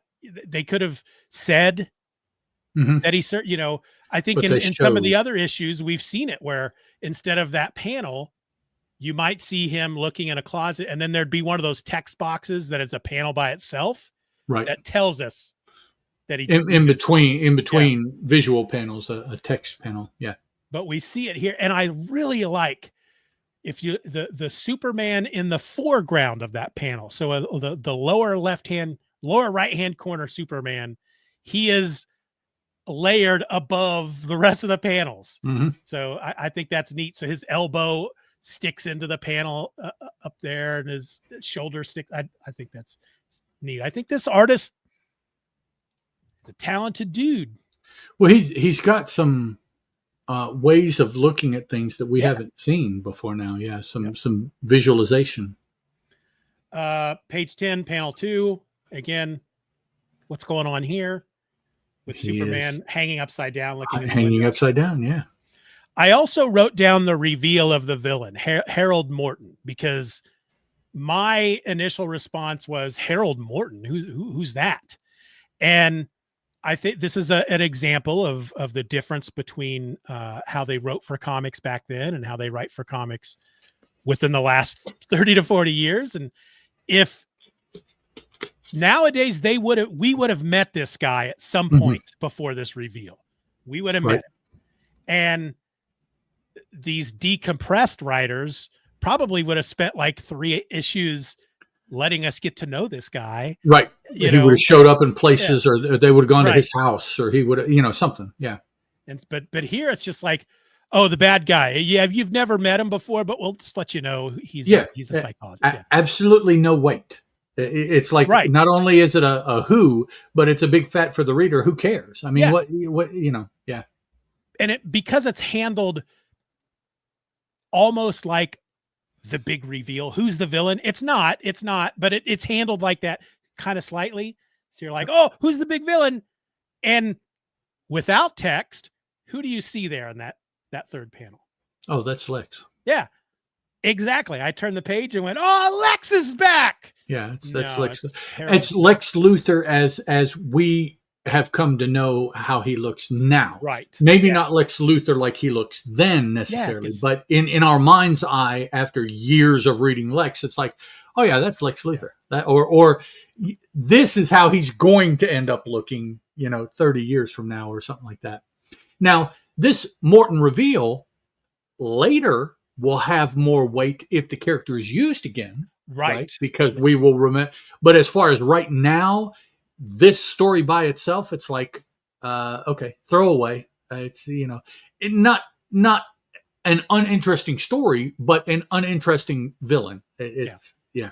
And I'm not knocking it. I'm not saying no, because on the flip side, I've talked about how it always drives me crazy when they make a movie for a superhero, or they get a new writer on a book and they decide to go ahead and include, take their biggest villain, and while they weren't part of the superhero's origin story originally, because they're now in hindsight the biggest villain, we're now going to reboot it and incorporate their, so like Dr. Doom just showed up in a comic book one day, and that's how he was revealed. It wasn't so I got nothing against it.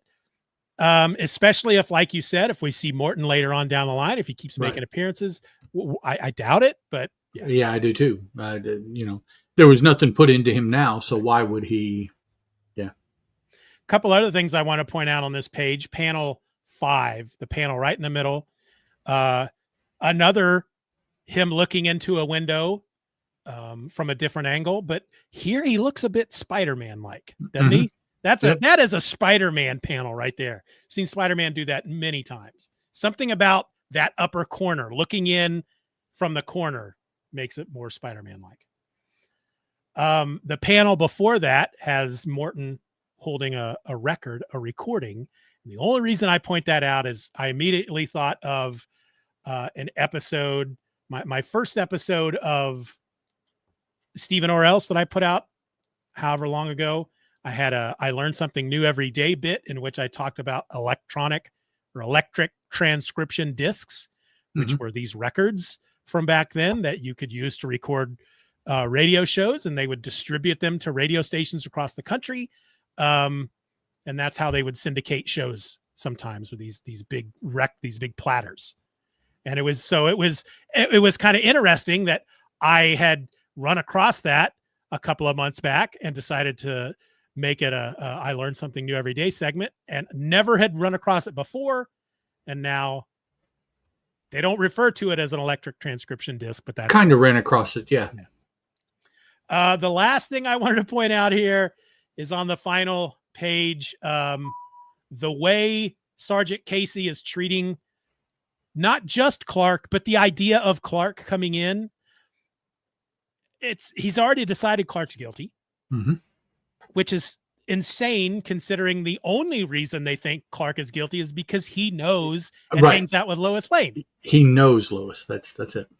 And so it's not only has he decided that Clark is already guilty, which we all know is just a huge problem because, how many times I've listened to a lot of stories about people who were wrongly convicted who have recently been released after 30 years.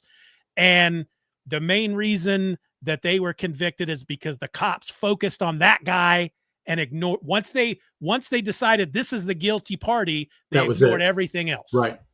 And that's no matter who said what or what else was found, it all had to be tied somehow to this person. And so that's what I'm seeing here. And I'm also seeing Sergeant Casey seems almost giddy with excitement that he gets to see Clark again, because maybe he gets to arrest him. Maybe he gets to rough him up a little. That he gets to put Clark away. I mean, he's got this thing for Clark that's like, But yeah, all in all, okay. What are your final thoughts on this story? Honestly, it doesn't stand out from the majority of the Golden Age stuff that we have read up until this point. I don't know 6 months from now, when I'm thinking about the Golden Age Superman stories that I've read, that this story will pop out for any particular reason. But which also it doesn't stand out because of any negative reasons either. I mean, it's just I don't want to say standard or typical because that doesn't seem fair, but it seems very much in line with what we have been reading so far. Yeah. Really a no-name villain who probably is not going to come back. A little bit of an interesting what they're doing wrong as far as radio hypnotism. That's brand new. Yeah. Other than those things, Lois and Clark, Perry, Sergeant Casey, those are all standard characters now. Interesting right now is the way that Casey is looking at Clark, like we spoke about. But again, 6 months from now, I don't know that the story will stand out because of that either. Yeah. We'll wait and see what the relationship between Clark and Casey looks like moving forward. And maybe this will be the story that is the turning point of something or something like that in looking back. But as of right now, Superman was Superman. I'm a little disappointed that he's not flying around, that he's still scrabbling and climbing and doing all. I think in the next story, the first of Superman 11, I think he actually climbs up the side of a building in that one. And I'm like, come on, guys, will you make him fly and just quit? Yeah. So, I'm my patience is getting thinner with the non-Superman-y kind of stuff still going on with this. 38 issues into this and 10 issues into his own book having multiple stories. So you're looking at 30 to 40 there, another 30 to 40. So you're looking at approaching 75 different stories, not counting perhaps other appearances that he's made. And he still really doesn't look like the Superman that we know. Now, I understand that we're talking about 80 years of history, so yes, but I want some of these things to start happening. And I also want some things to start occurring. He needs some villains that he defeats, but they come back, or they get away and they come back. And, some some foils for him, because right now he doesn't have an appropriate foil yet. Yeah. If all he is going up against are regular people, he's Superman. He will always win, which I don't necessarily have a problem with as a superhero, but I understand as a reader that gets kind of monotonous after a while. I mean, you pick up the book, and at the very end, before you even start reading, you know what's going to happen. Oh, well, Superman's going to win, so let's just see how. It takes a little bit of the excitement off. But if he starts to not win, or he starts to win, but he loses because the villain gets away, which means he could show up again. You know, some of these long story issues I would like to start being used. It seems still right now everything is one-off. Yeah. For just the story. We need to just get this story. Doesn't seem to be any seeds planting. There doesn't seem to be any long-term planning. Just today, the July issue, we need to get it out. The August issue, we need to get it out. And it's like they were time and opportunity to put some longer things in there, even if it's just seeds that, because you're still the writer, you remember, oh man, 6 months ago he said this, or I had him do that, or something, and you bring that back up. Reward us for continually reading the stories. Do something because I have read for the last 18 months, I know that. Somebody that just picked up the book for the first time, they won't know that. Yeah. That's my reward, snotty as it may sound, for reading your stuff for the last 18 months. I am rewarded by the continuity, which I know is a bad term nowadays. Oh, the short memory term generations don't like continuity. We can't. Yeah. It's like, no, longer in the tooth people appreciate continuity. They definitely were not even thinking about continuity at that time, with the exception of, some very basic continuity. Well, the main character. Yeah. There was continuity with the main character, but that was it. Anything outside that person, his micro world, there was, I take that back. Metropolis is still there. He still works at the paper. So there are some bigger issues that are continued.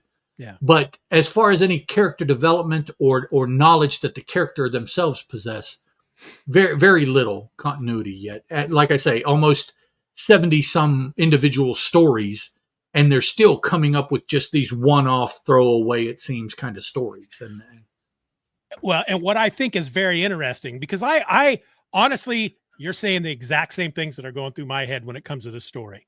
I will use the word middle of the road. It was a very middle of the road story. Okay.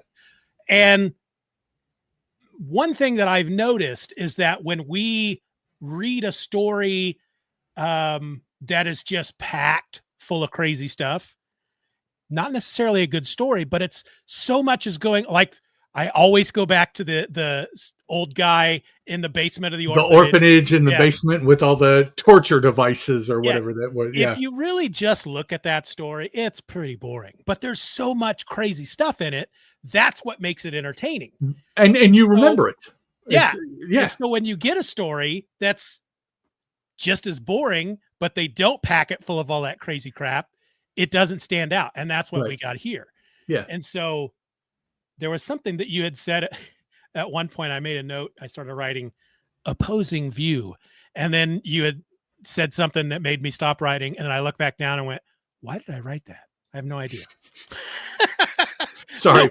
Got long-winded there. No. Well, the thing is, though, I wrote it down.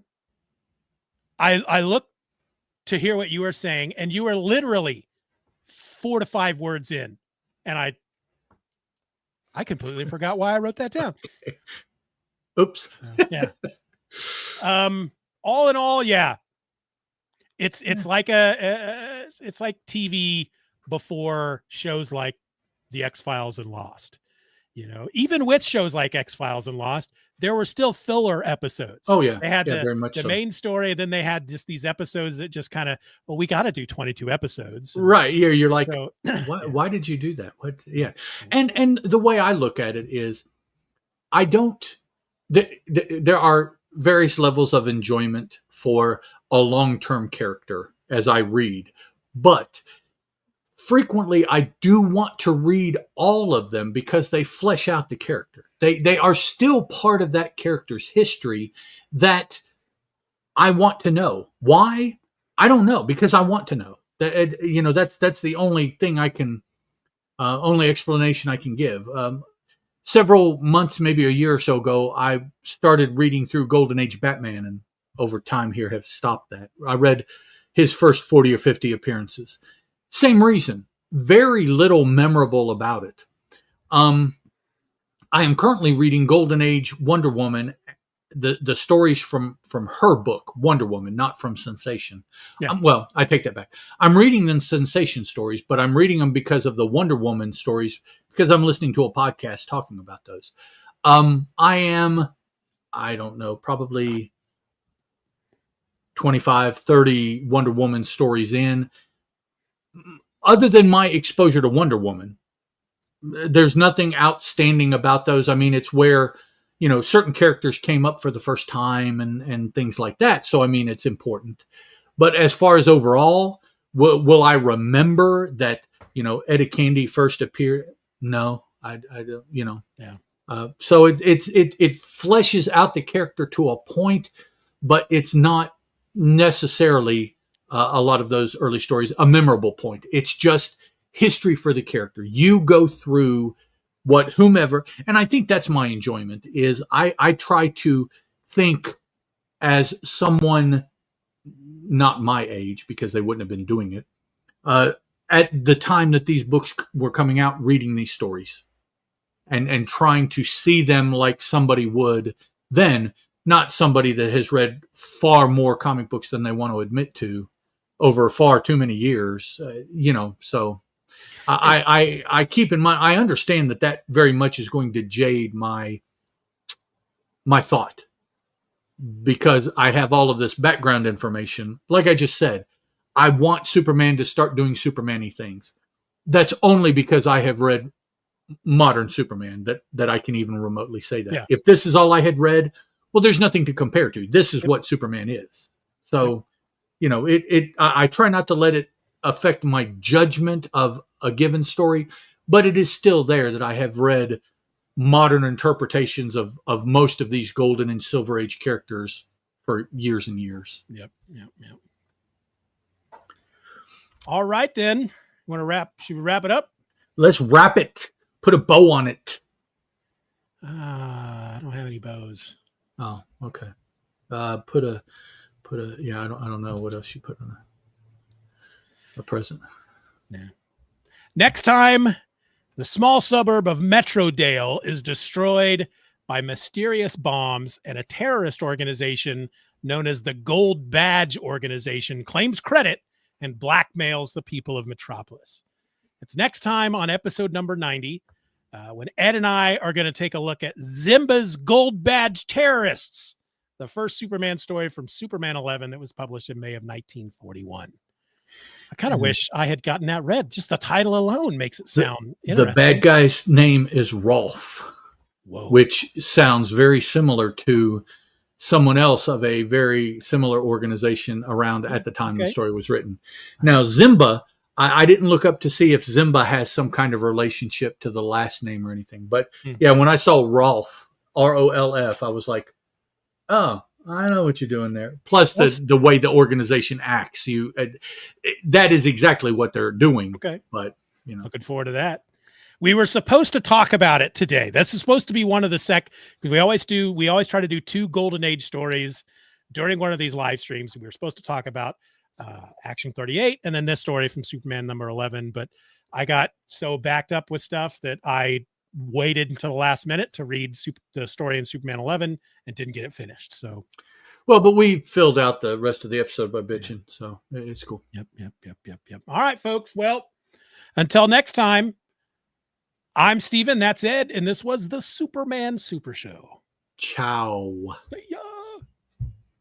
So, one thing I didn't bring up at all, which I meant to, but I know I didn't end up going to see the Superman movie. Did you?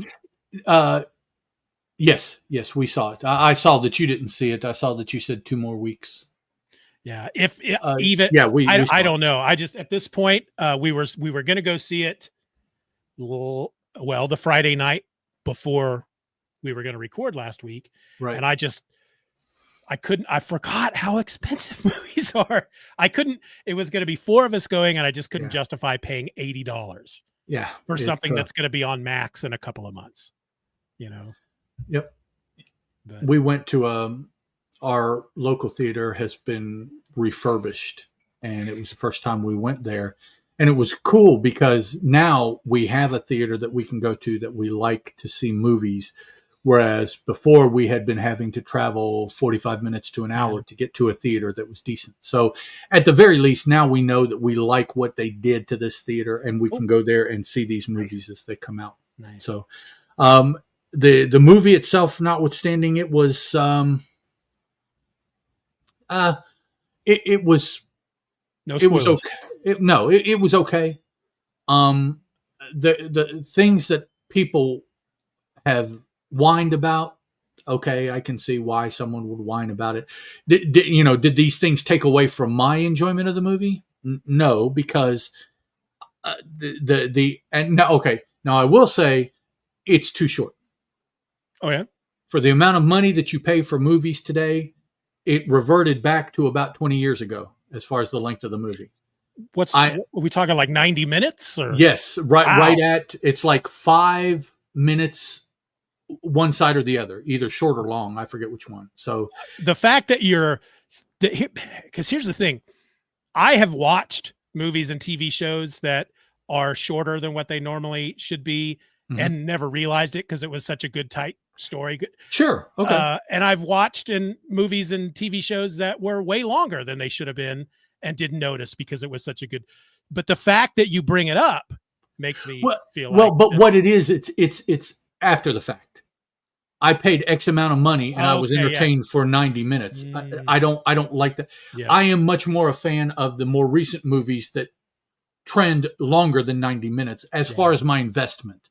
Yeah. Now, at the time, when I got done, did I realize it had only been 90 minutes? No, it didn't seem like a short movie. Once it starts and you're into it, you watch it for however long it is. For me, unless it gets to be real long and I have to go to the bathroom, time doesn't affect me one way or the other during the experience.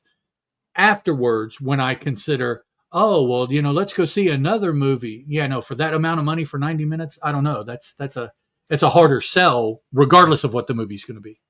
So that was probably my only really negative about the movie.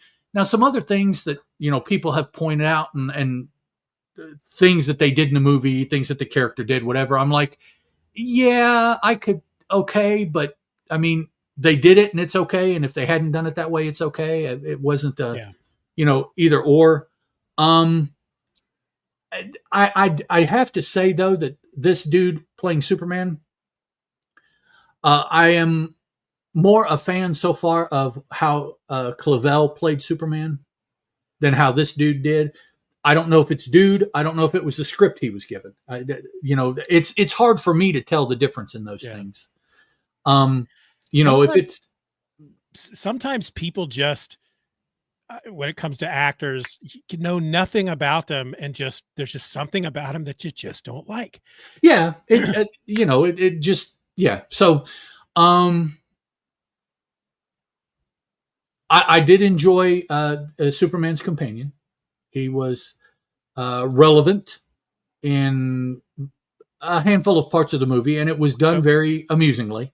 Crypto? Yes. Okay. There you go. There was a surprise appearance by somebody that maybe other people seemed to know was going to be in the movie, but I didn't. So it was. I may know who you're talking about because I've been doing really good about staying away from spoilers. Yeah. Honestly, I haven't seen too many spoilers on it out. I think people are being really good about it. I think that people are not impressed enough to talk about the movie is what you're seeing. Not that I feel that way, but I haven't heard as much about the movie after it has been out as I have other movies. So something is going on. I've seen a lot of posts about the movie, but every post that I've seen have all been, just saw Superman. I'm not going to spoil anything. Okay. It was awesome. You know, stuff like that. Yeah, I haven't seen very many posts about it at all. So I know about certain people being in the movie because of the trailer, but there was there's one character that was not in the trailer, right? That I just happened to run across something, I think on Instagram, about a particular actor who has, is it alopecia? And no hair? Is that the no hair? And how people told him, you know, you're not gonna make it in acting because of this. And I'm like, oh, who's this guy? And then I like scroll to the next thing in the Instagram post, and they show him as this character. And I was like, oh, I didn't know he was in Superman. Damn it. Who was it? The actor or the character?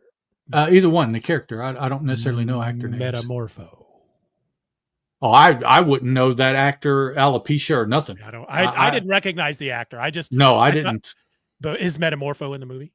Yes. Okay. And the image I saw looked pretty badass. He plays for the portion of the movie that he's in, he plays a pretty significant part in that part of the storyline. Yeah. So he doesn't turn out to just be you see him over Guy Gardner's shoulder or something like that. No, he does a pretty important part. Cool. I didn't know the actor, so I wouldn't know that he had alopecia or not. I recognize the guy's face, but I couldn't tell you his name, couldn't tell you what else he's in. I didn't as Metamorpho, I didn't recognize him at all. Yeah. His voice, usually voices are what trigger me. I didn't recognize the voice either. So, but no, that I had heard that he was in the movie. This is a different character that I hadn't heard was in there.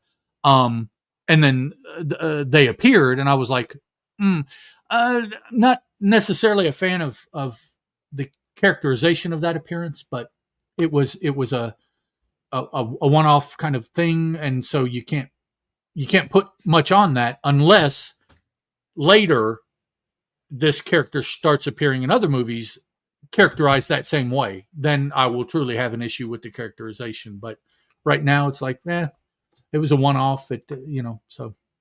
So my youngest, Palin, that Friday night when we had planned to go see the movie that Friday night, and I think it was some point that evening that I had been the one that said, no, let's not. I don't want to spend the money. I think Palin had at one point said, I didn't really want to go see it anyway. So when is this? Thursday, she texts me. I'm working, and I get this text. I'm going to read the conversation. I keep seeing Superman stuff on my TikTok. Now I really want to see that movie. And I said, yeah, Dad, he's so cool. Superman? Duh. Maybe I should listen to you more. Oh, and my response was, I may be dreaming. And then she tells me, I'm going to have to start sending you cool videos I see of him. And I said, I don't want to be spoiled. I haven't seen the movie, but she's been talking about it. She talked about Superman last night, and she goes, he's like, is he, I know we haven't seen the movie yet, but the way he comes off in these clips is, I don't know if he's like that all the time. I said, was he woke? Because he started out woke, sister. And I was telling her about the first, champion of the oppressed and all that stuff. And, right. And so I don't know where all of that woke stuff necessarily came from. Having watched the movie, for some of those people on the right, all you have to do is put a person of color in a prominent role in a movie, and the movie's woke. Really, the only color person I can think of, well, there were two right off the bat, is Mr. Terrific. Yeah, right. He's in the movie. Well, that version of Mr. Terrific is black, so they cast a black man. Yeah. Do you know what ancillary superheroes are in the movie? I know Mr. Terrific, Hawk Girl. Okay. Hawk Girl is a female of color. I believe she's South American, Puerto Rican, something. Yeah. So, okay. Otherwise, Clark, Lois, everybody at the paper, pretty much, Clark's parents. I mean, it is a profoundly white movie. Yeah. The woke comments from the people that pretend to be outraged over such things, all have to do with, the fact that James Gunn referred to the movie as an immigrant story. Well, it is. He's an alien. I know. That's the thing. That's yeah. And in one part of the storyline that does play out, but I can't say that it's something that affects Superman for the entire movie. I mean, so it's not like, he's always saying, or somebody's, it's like, no, there's some issues that arise, and, maybe he struggles with that. And you've probably seen a scene where he's talking to his dad, and it plays into that a little bit, but otherwise, I mean, he's an alien, and he knows he's an alien. So it's like, no, it's like I said, it's the people who pretend to be outraged over sort of those. It's what you were saying before we started recording. It's the distraction. It's those little things that they just bombard the media with just to distract people from what's actually going on. Yeah. So it's an entertaining movie, and I could see that Superman fans, I would imagine, probably are going to be fairly divided. Really, really hardcore Superman fans probably will have a lot of issues with the movie because it's a modern movie. Yeah. It doesn't necessarily incorporate a lot of the stuff that we just read. That's 80 years ago. The comic book movie fan, I think probably will highly enjoy the movie for what it is. Yeah. So a lot of really cool potential stuff for other movies, other characters. I really like that aspect of it. It didn't necessarily feel like he was planting seeds, but he was putting things in the movie that he can draw from either other characters if he wants, or the next Superman movie, if that's the case.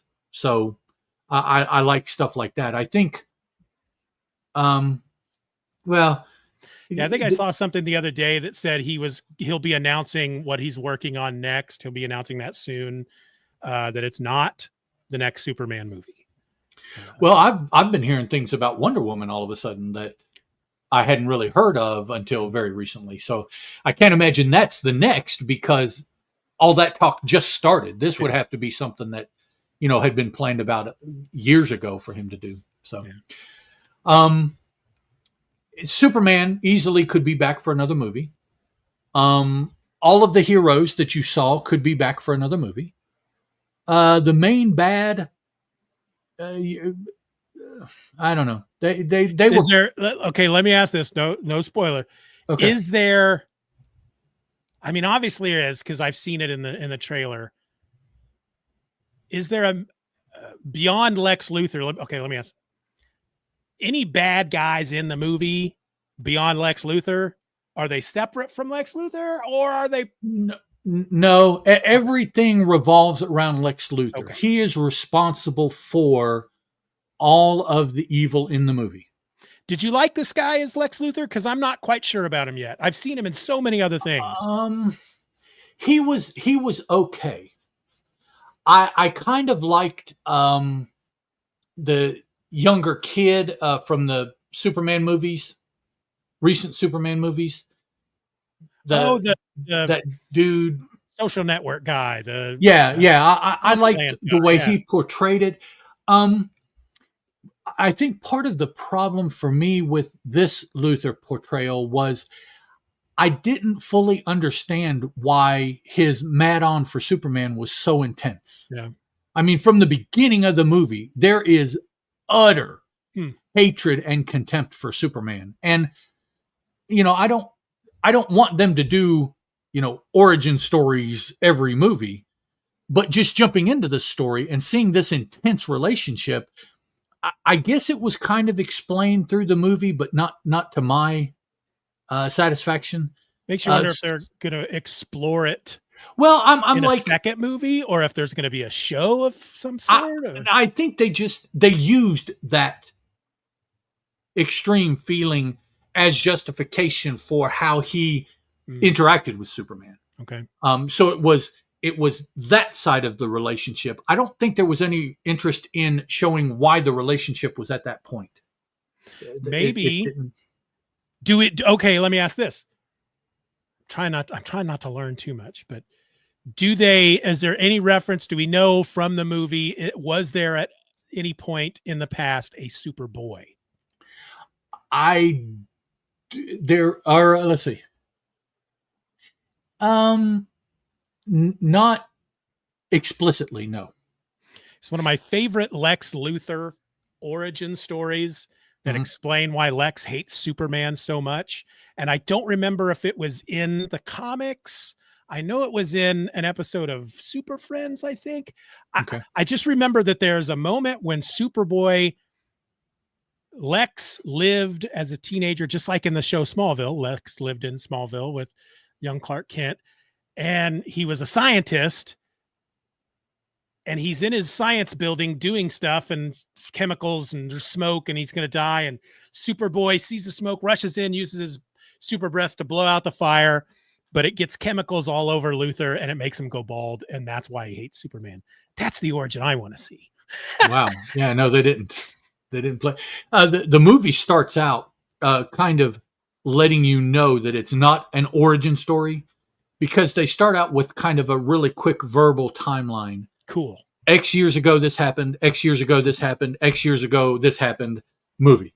And so you're like, oh, okay. You know, it's not an origin, but it does give you, tell you where the starting place for the movie is. Yeah. You know, in the long story of Superman, here's where the movie fits in here. And so it's like, and so naturally, particularly as a comic book reader, you know, automatically we're like, well, yeah, but what about that stuff before? And it's like, well, I don't know. Maybe they'll address it. Maybe they won't. You know, yeah. So. See, I was having almost that exact conversation to a certain extent with Palin last night, because she was talking about Superman. And so she goes, so where should I start in the comics? Should I start from the beginning? And I said, honey, you're looking at 80 years worth of Superman stories.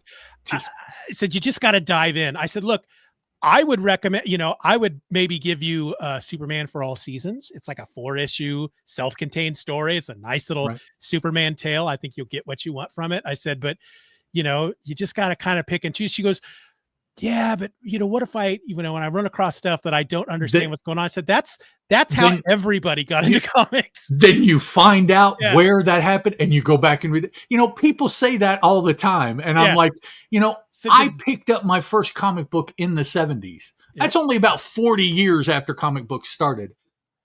So there were 40 years of stuff I didn't know. I told her, I said, the difference between us, though, between you now getting into this now and me getting into it in the 80s, is that if I came across something back then, I would have, if I was lucky enough that they put an editor's note in there to tell me which issue to look at, then I could go look for it. You'd have to go find that issue. I said, nowadays, you just jump on the internet and all the information's there. All of it. I mean, more than you even wanted if you just, So it's, you don't experience it necessarily, but you can find out whatever you want about it. So it's like, so even now it matters less where you jump in, because it's so easy to quote unquote catch up than what you and I remember. We were like, oh fuck, we will never find that issue. I'll never be able to read that.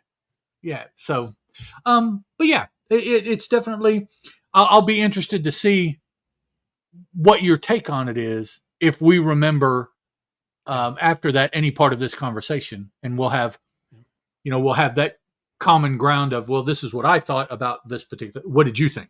So, I think until it's streaming, I may buy it.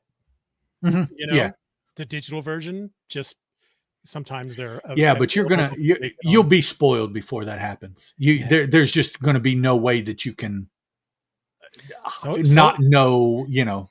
So far, I've been pretty good, but it'll happen. It's just like Force Awakens. When that Star Wars movie came out, I avoided spoilers. Months and months and months before I saw the movie, and I avoided spoiler after spoiler after spoiler. And then 2 days or something before I finally see the movie, I think it was Palin who just says, "Can you believe they killed Han Solo?" And I was like, Why would you tell me that? What? Yeah. Yeah. I don't really think there's any, to me, there's not really any major thing that happens to spoil. Yeah. Maybe just a part of the story or a plot thread, you could be spoiled on or something like that. But as far as, Superman will never be the same, it's like, yeah, no, there wasn't anything like that in the story. That's not what the story was about. Yeah, that's usually a good thing, because if the story hinges upon some kind of some big turn or something, reveal, yeah. I mean, you know who Clark Kent already is. You know who Superman already is, so that can't be. So it's like, nobody comes out as anything in this movie other than what they are. I mean, they all appear as who they are. That's who you know them as. Is that that one person? If they have some other personality or something, so it's like. There's nothing to spoil that so-and-so turns out to be so-and-so, because everybody is who they are at the face. When you first see them and at the end of the movie, they're that same character. So it's like, I think because the digital version is already available for pre-order, though I haven't really looked, but I haven't seen anything that says when it actually comes out. Digital streaming, the streaming version, is that digital? The digital version that you quote unquote own, not the what would go up on Max. Oh, okay. Like okay. Yeah, whenever you see it, if you want to sit and just compare notes, that's cool. I have to say, as I'm watching you on the screen here, the camera every once in a while, I'll get, it'll kind of unfocus just slightly. Mm-hmm. And if I happen to look when it's doing that, and I forget the fact that you're wearing a hat, you look like a monk.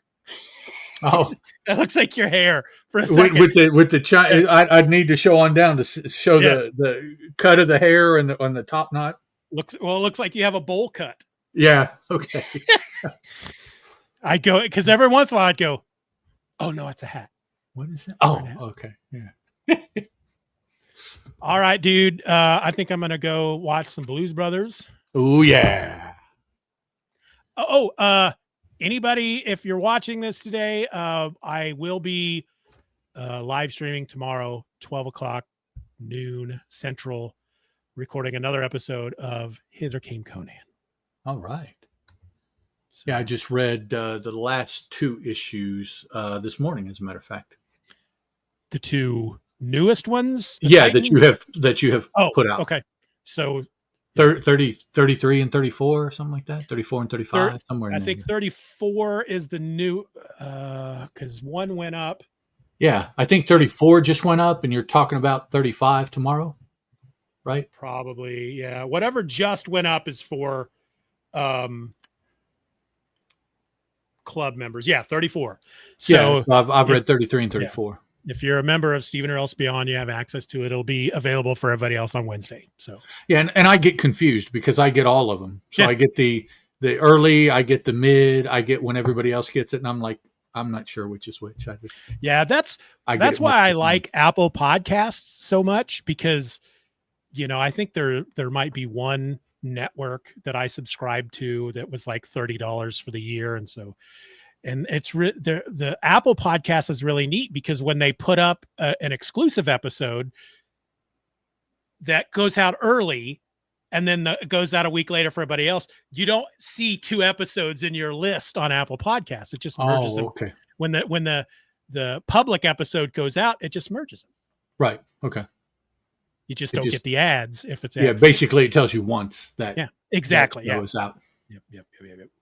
But at the same time, if you're not subscribed monetarily, but you subscribe to the free version, it'll also point out, hey, look, here's a subscriber only episode that you're not listening to. You just got to ignore it. You just got to ignore those. Okay. Yeah. You're like, kiss my ass, bitch.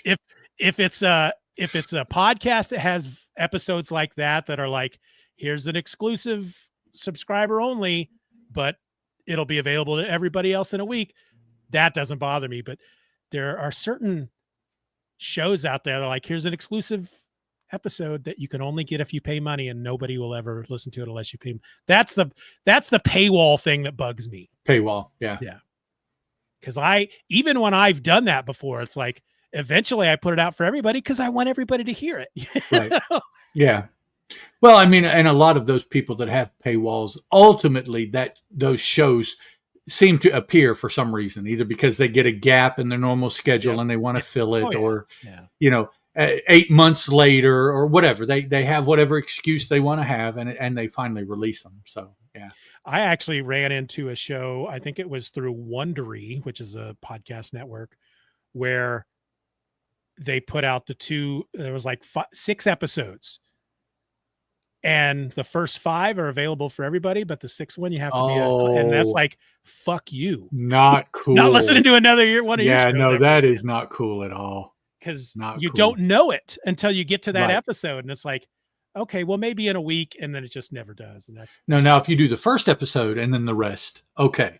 Yeah. But don't do all of them and the last one close off. That's not cool at all. It's not cool. Well, they'll definitely pay. Oh, or they'll jump ship. Yeah. They'll tell you to fuck off and never listen to your shit again. That's right. So yeah, that'll evenly split your listeners for sure. Yep. All right, dude. I guess we'll tentatively plan 2 weeks from now, the 16th. Okay. What are we going to do? Just the Superman? Let's just do Superman 11. Let's plan on that. Because that's the last one of the 6 Golden Age for this season. Right.